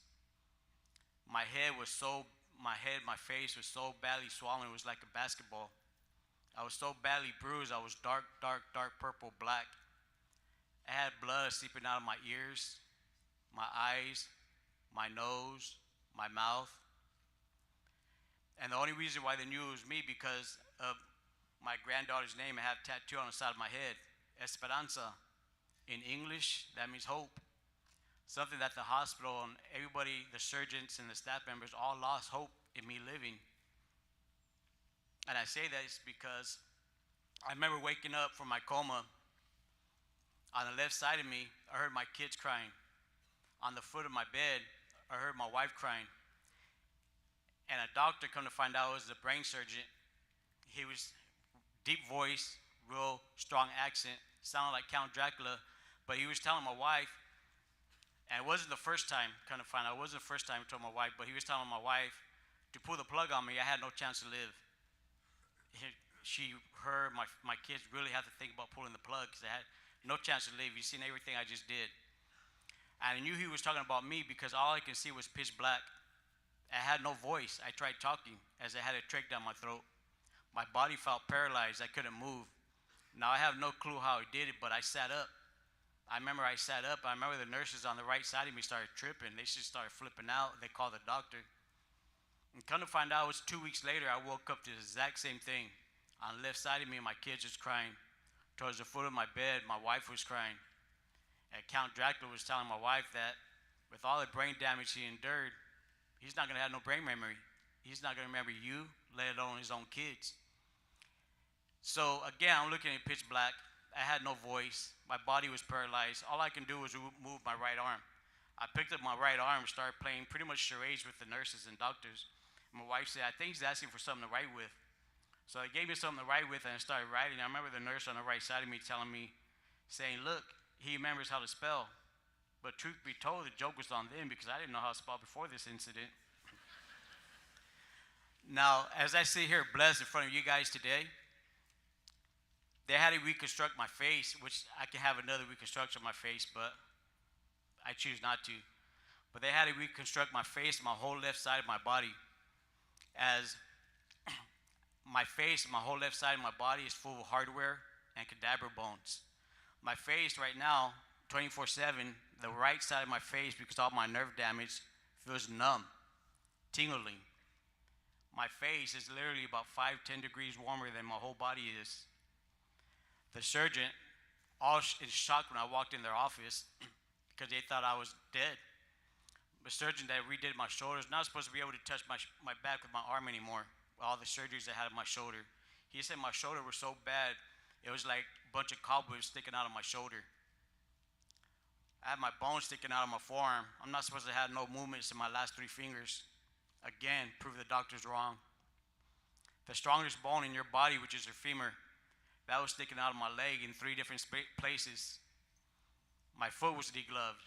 I'm supposed to have a Cadillac knee replacements, which they're afraid to do because the way my femur healed, it can shatter my femur again with all my hardware and be back in a wheelchair for a year at the least. So let me go ahead and get to the ripple effect. That's just a little part of my physical that I endured. So let me take you guys to the ripple effect. See, the ripple effect is I was the only source of income at the time.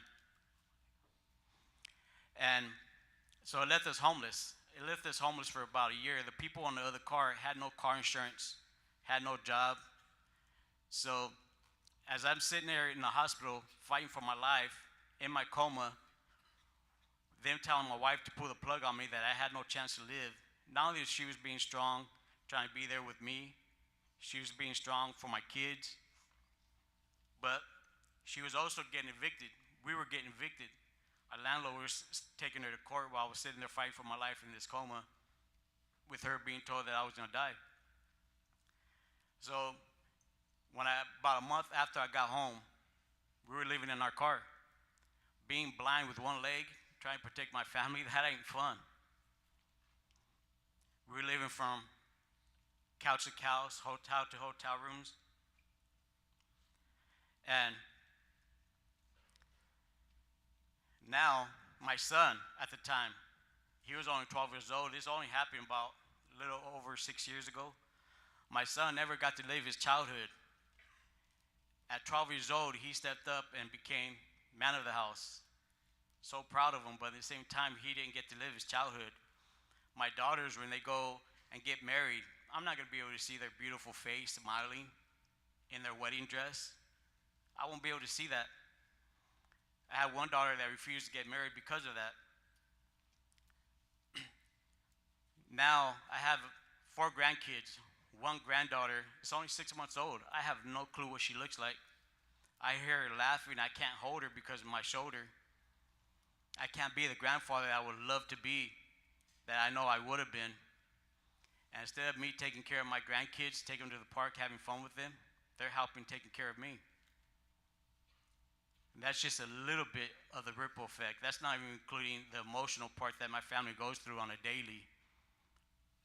Now, before I end my story,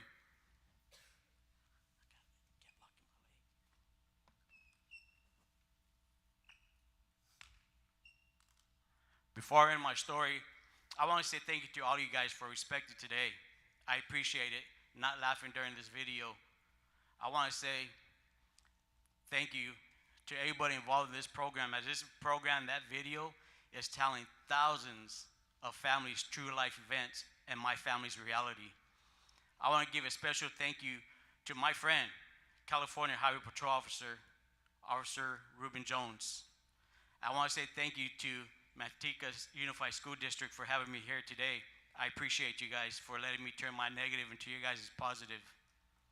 Now, see, medically, literally medically, they can't explain how I lived. Medically, I'm supposed to be dead. Medically, literally, I'm just a ghost in a physical body. But you see, instead, I'm able to stand here in front of you guys, blessed, to be able to turn my negative into your positive. I know you guys got senior ditch day coming up. I know you guys got prom coming up. But I want you guys to do me a favor and remember today.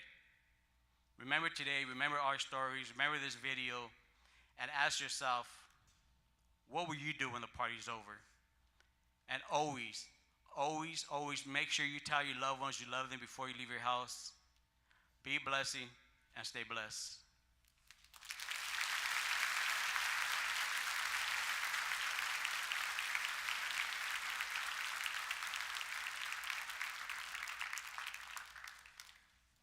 And now, our last speaker to tell her story on her experiences with DUI is Brittany Gomez.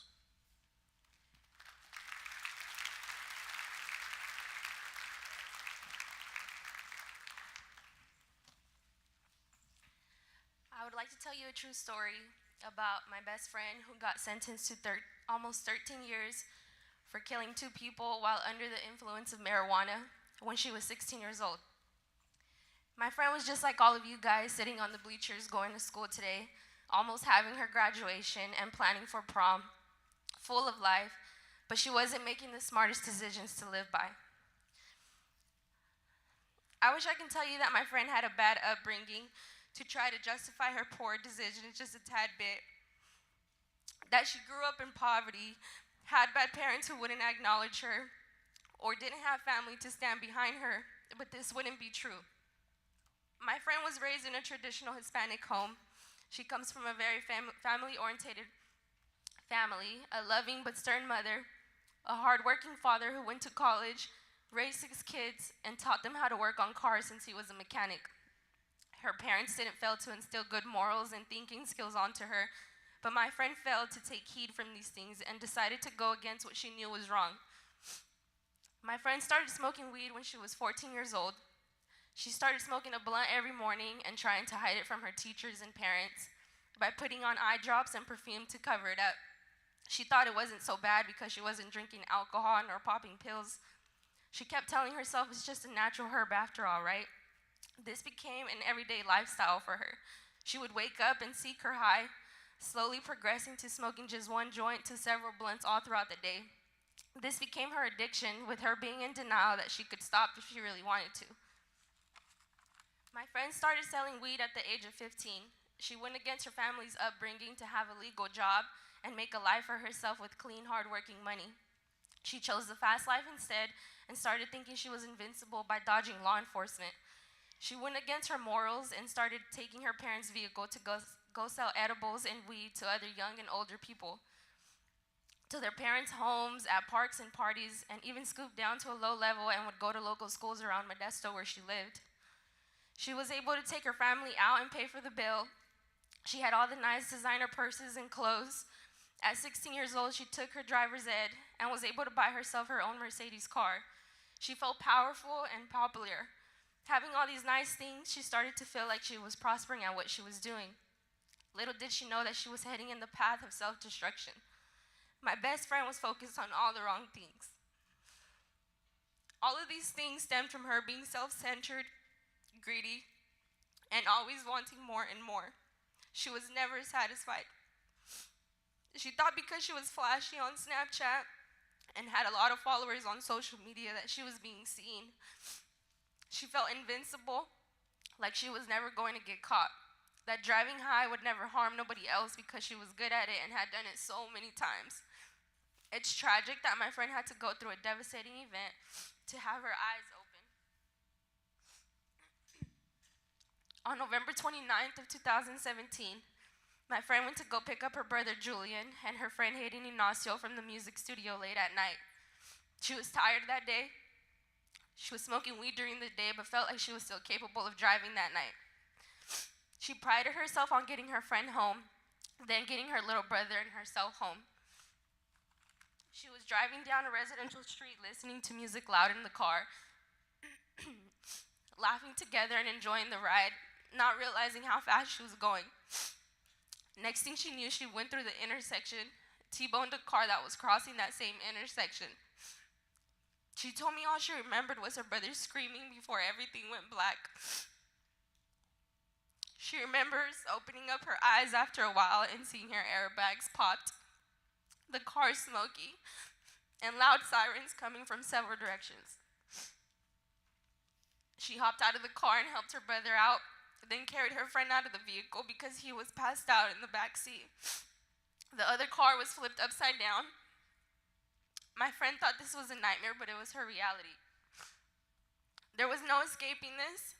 Her bad decisions had caught up to her now. At the hospital, she was informed that the results of her actions led to this vehicle collision. She was informed that the 2 people in the other car had died. This wasn't an accident.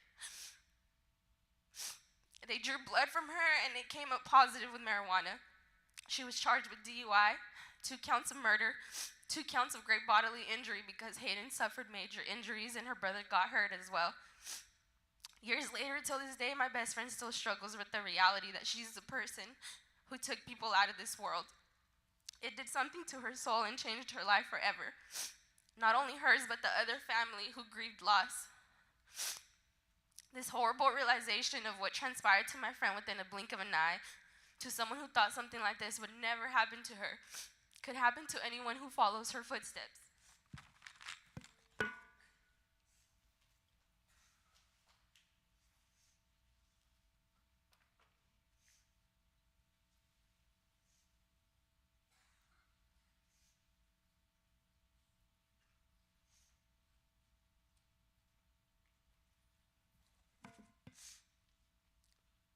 I could tell you this story about my best friend because that friend of mine is me.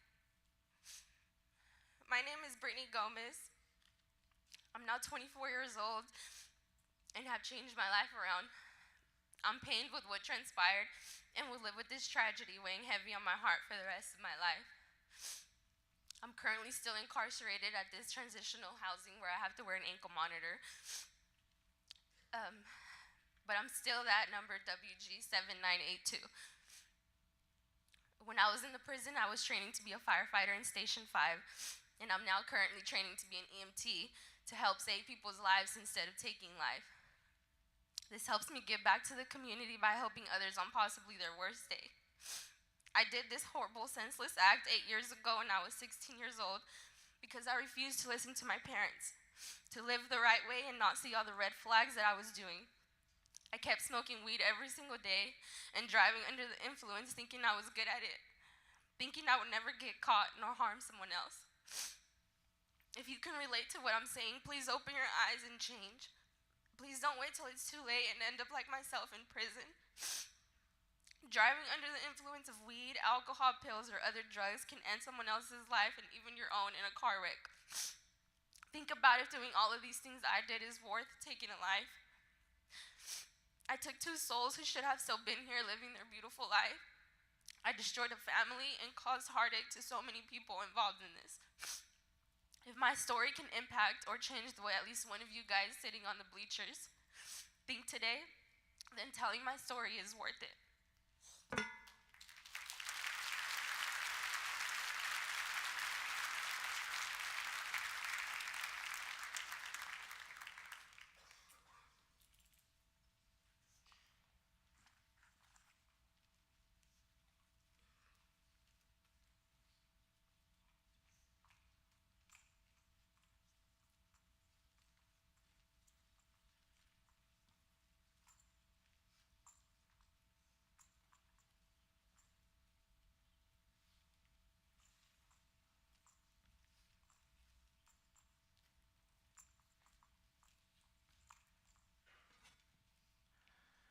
So we know that DUI is sudden.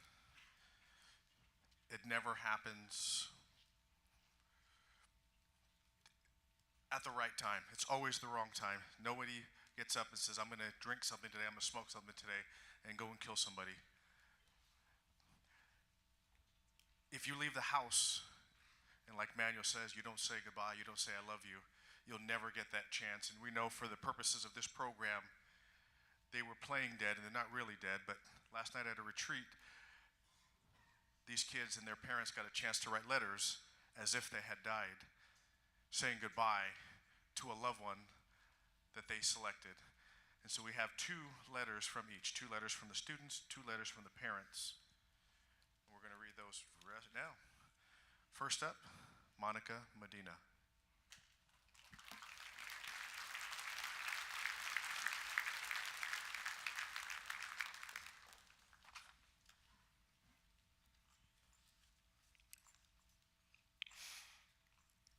Bella, baby, my baby girl. My Bella miss, why? How come? I don't understand. I wish I could wake up from this nightmare. I can't breathe. I can't sleep. You are me, and I am you. From the first moment I felt you kick, to hearing your heartbeat for the first time, all the memories are flooding my mind. I can't think straight. What do you mean I will never get to walk over to your room and make sure you are getting up and moving? That I can't jump in your bed with you and attack you with kisses and telling you how much I love you? No more snuggles, no more dancing around, cooking with you. I miss you. Please, God, bring her back. I just can't. Bella, I didn't get to tell you one more time how proud I am of you, how I loved the young woman you were becoming, that saying yes to God's plan and having you was one of the best decisions of my life.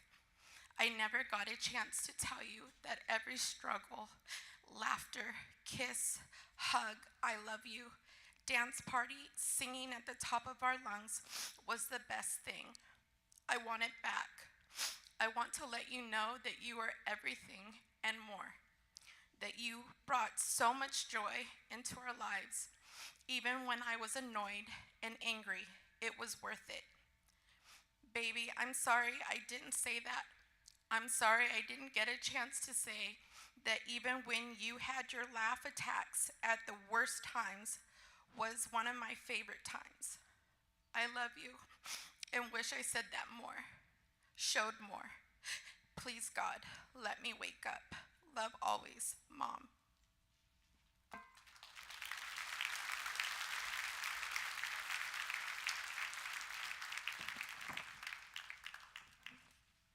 Up next, Steve Schluer.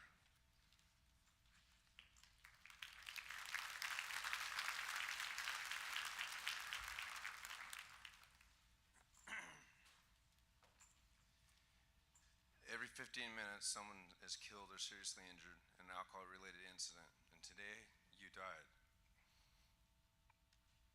I never got the chance to tell you. Collins, my son. As I sit here in utter disbelief that you are gone, my heart longs for you.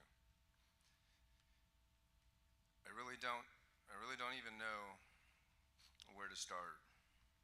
I'll start with I love you.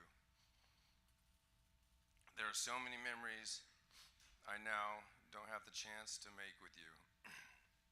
You were all set to go to Alabama and start the next chapter of your life. You were going to be a Sigma Chi, live your best life, graduate, go on to law school. You're going to one day get married and have a family of your own.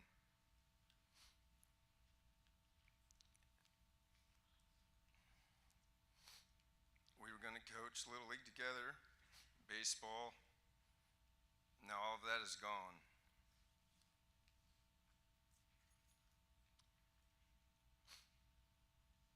It can never happen again. When you were a small child, I knew you were going to grow up to be the best. As you learned baseball as a kid, I was so very proud of you. The endless hours of practice and games and travel we spent together will never be forgotten. Everything you did made me proud. Everything you did, you always strived to be the best, and you know you were, no matter what you were doing. The love you showed for your family was amazing. Mom, Leela, are so heartbroken. They loved you so very much. I can't believe you're gone. It's like a part of me has died too. You're my little man, Kakos, my best friend. I was supposed to die first. You're supposed to bury me. I'm not supposed to bury you. God must have had another plan, but why? It doesn't make sense. Mom will never get to have her first mother-son dance at your wedding. It's just not fair. Sharing time together was so precious. I wish I had more. I wish I could love you more. I wish I could hug you more. I wish I could do so much more, but that cannot happen now. We shared a special bond that can never, we shared a special bond, but that can never be taken away from us. Please tell Nani and CD High for me up there in heaven. Give them both a kiss, and one day I'll be there with you and we can hang out again. But this time it'll be forever. I don't know what I'll do without you here.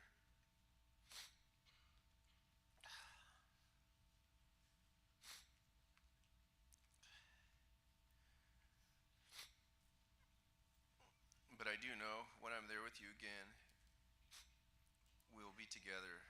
But now it'll be a forever void. My little buddy, I love you. I love you more than words can express. I will forever miss you. And Hoke, my brother. This is not goodbye. This is until we meet again. I love you more. Love, Dad.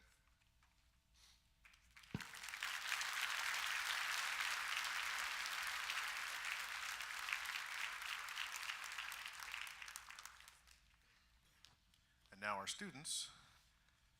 Up first, Lamada. I hope I said that correctly.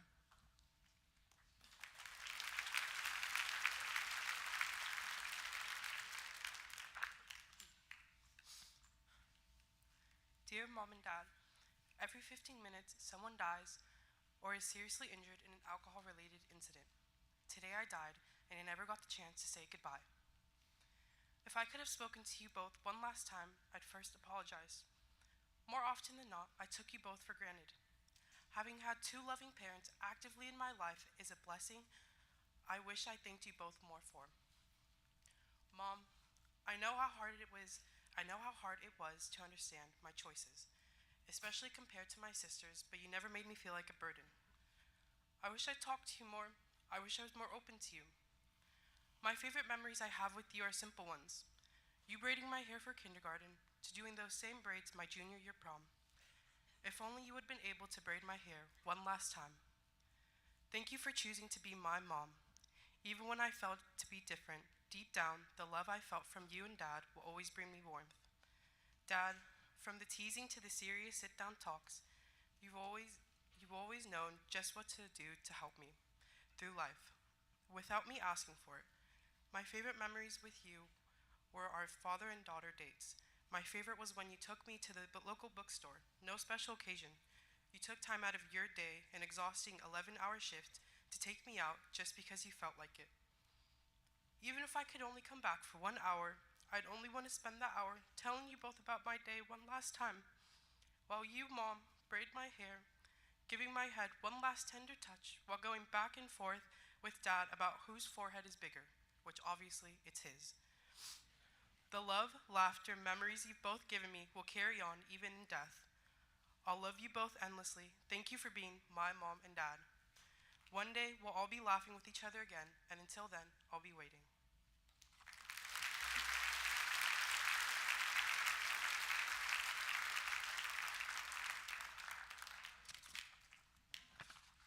And now, Julicia.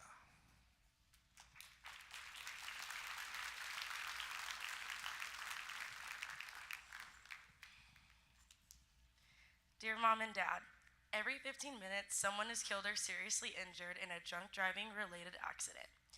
Today, I died, and I never got the chance to say goodbye. There is so much I was arm's length to achieving. I just got asked to prom, love you, Sean, signed the lease to my first apartment,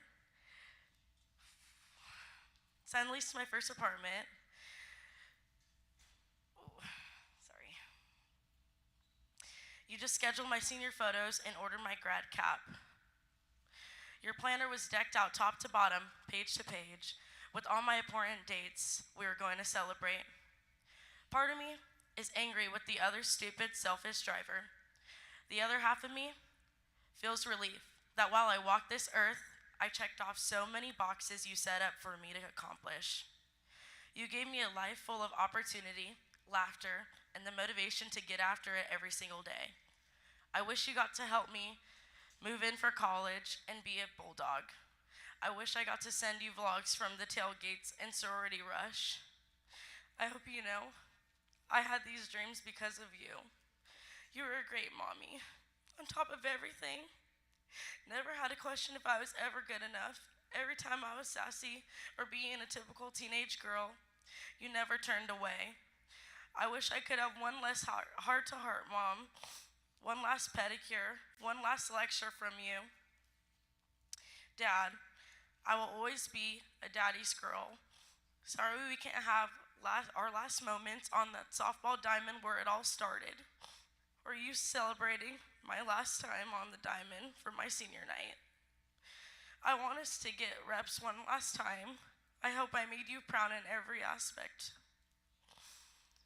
Please soak in those home videos. I promise I will hover over you watching and cackling at my little girl sass. Dream about my wedding day. You both know how bad I wanted to be a wife and a mommy one day. Now, Dad, you won't ever get to walk me down the aisle for the ring on my left hand. Please dream it for me. I'm going to be forever grateful for the one daddy-daughter dance we got at my Sweet 16. We laughed at how extra it was, but now I know we needed that before it's too late. Dad, never give up with the business. Your real estate training, your gym life, your boat life, anything. I want you to stay rockin' forever. I'm proud to call you my daddy, and I'll always be your little princess. To both of you, a thank you is not enough.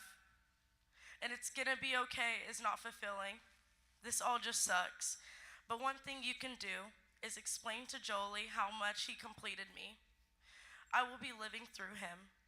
Tell him I went out of the country for college or something, anything, but not that my life was cut short, and I'll never get to play Roblox with him ever again. Keep my memory alive through him. Tell him to be an internationally famous, legit DJ for me. Tell him that he has shoes to fill now. Tell him to blow me a kiss to the sky when he lays his head to his pillow. Come closer because of this, not apart. You guys are the perfect triangle now. It's gonna take me some time to move on, but my peace, Mommy, Daddy, Jolie. Tell my baby cool Joe, my puppy, it's not a goodbye, but a see you later, and that we will be cuddling soon again.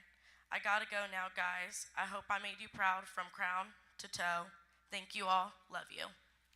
Thank you.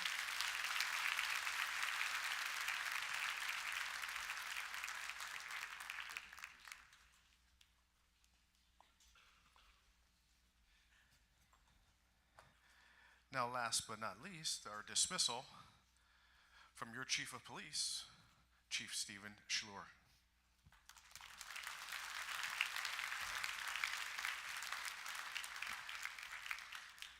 All right, we're gonna make this as quick as we can. We're already over time. And so when we're done here, we're gonna need the students to, as expeditiously, that means fast, move out to the buses. The parents, if you can go under the tent area on the grass. Students here, if you can hang out until all the other students leave and then go to the grass area. And just just a few minutes, the 2025 every 15 minutes program will be over, but it's only over in a sense, and that this event is finished. It is our goal that it will continue with you as a student body. As we draw the curtains on this heartbreaking and eye-opening event, I stand before you with a heart both heavy and hopeful. The Every 15 Minutes program has taken you on an emotional journey, a journey filled with moments of reflection, revolution, and resolution. Throughout the past 2 days, we've witnessed scenarios that are all too real, reminders of the devastating consequences that can result from the reckless decisions made behind the wheel. We've seen lives altered forever, families shattered, and futures extinguished at the blink of an eye. But amidst the darkness, there shines a glimmer of hope, a hope born from the realization that we have the power to change the narrative. We've talked about many things over the past days. To say the least, it's been an emotional roller coaster. There's been peaks and valleys, and after all said and done today, we will have to make a decision. And hopefully, that decision, when you're called upon to do that, will be the right one. How will you know to make that right decision? Because you've made a plan. Before you go out, make a plan. Make a plan what you're going to do when that 11th hour comes. And a decision has to be made. Remember, if you fail to plan, you plan to fail. And if you fail because you did not plan, and you could have done something to prevent a tragedy from happening, you might not be criminally liable, but you'll have to live with yourself. And can you do that? Quickly, I have a poem called Man in the Glass. And so I just want you to close your eyes and listen to this, or you can leave them open, whatever you want. It goes, when you get what you want in the struggle for self, and the world makes you king for a day, just go to the mirror and look at yourself and see what that man has to say. Although there are others in life's pathway whose judgment upon you must pass, the fellows whose verdict counts most in your life is a man staring back from the glass. You may win all the medals and snow all the rest and think you're a wonderful guy, but the man in the glass says you're only a fraud if you can't look him in the eye. He's the one you please after all said and done. He's with you clear up to the end, and you've passed the most dangerous, difficult test if the man in the glass is your friend. You may fool the whole world down the pathways of years and get pats on the back as you pass, but your final reward will be heartaches and tears if you've cheated the man in the glass. Class of 2025, are you going to cheat the man in the glass? To the students who have been at the heart of this experience, I offer my deepest respect and admiration. You've listened, you've learned, you've shown an incredible capacity for empathy and understanding. As you all return to your daily lives, may you carry on the lessons that you've learned yesterday and here today.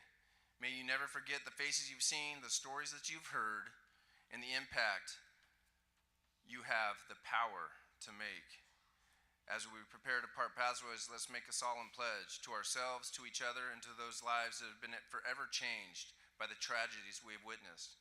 Let us pledge to always drive responsibly, to never underestimate the power of your choices, and to never forget the lives of the lost to impaired driving.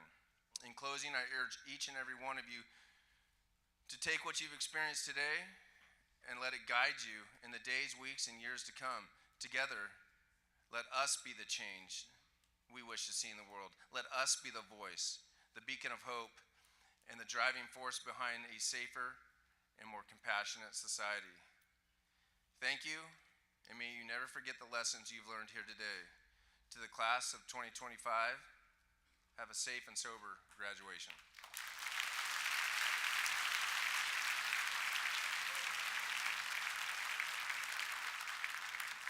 And you're dismissed.